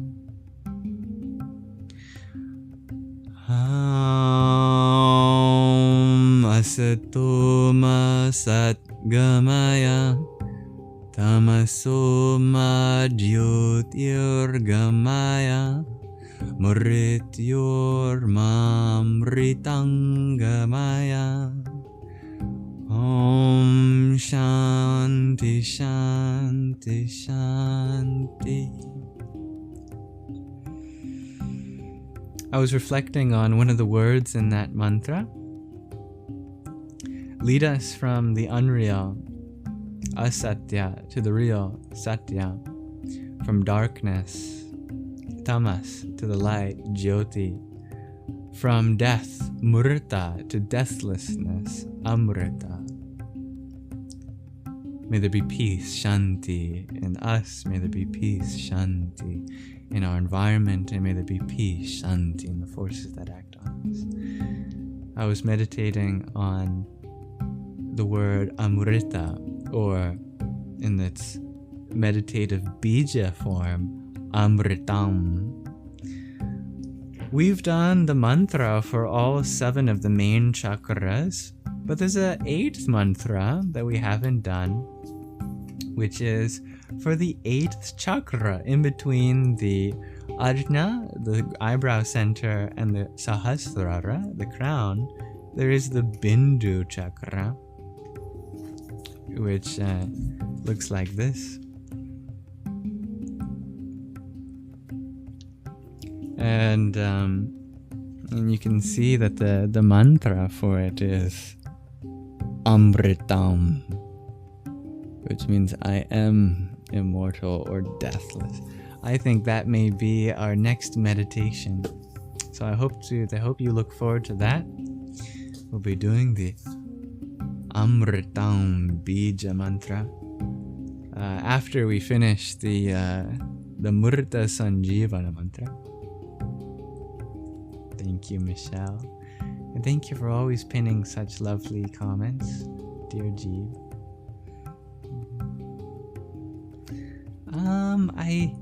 I can sometimes go later, dear Smells Like Sarah's Spirit, but actually, I'm a little late. I'd like to have ended earlier, actually. I'd like to usually go from 5 p.m. Pacific time to 7 p.m. I've gone 3 hours over limit, so you're just used to me going overtime, actually.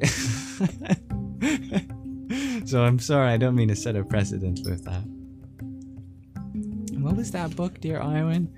This book is called The Hidden Power in Humans. Subtitle is Chakras and Kundalini, and it was authored by Paramahans Swami Maheshwarananda. And we've actually read the whole book live, and the clips of those readings are in a playlist on my YouTube channel, so you get a free audiobook experience. And that's okay, because this book was actually sent in by a devotee of the author. So from the Guru, his devotee Usha Priyaji sent in this for us to read. So I assume it came with his blessing for us all to meditate from.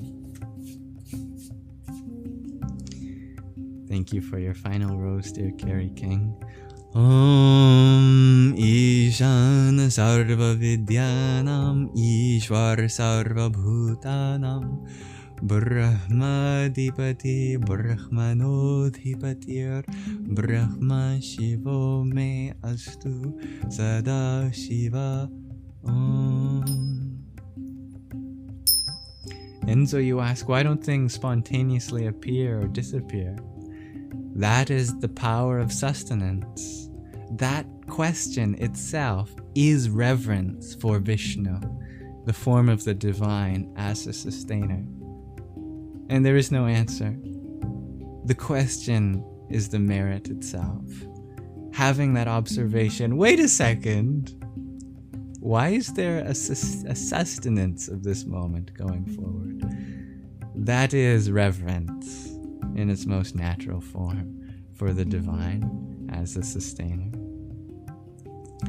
Om Im Namo Vishnave, to the sustainer. Thank you everyone for participating in this live stream. May you all have a wonderful rest of your present moment.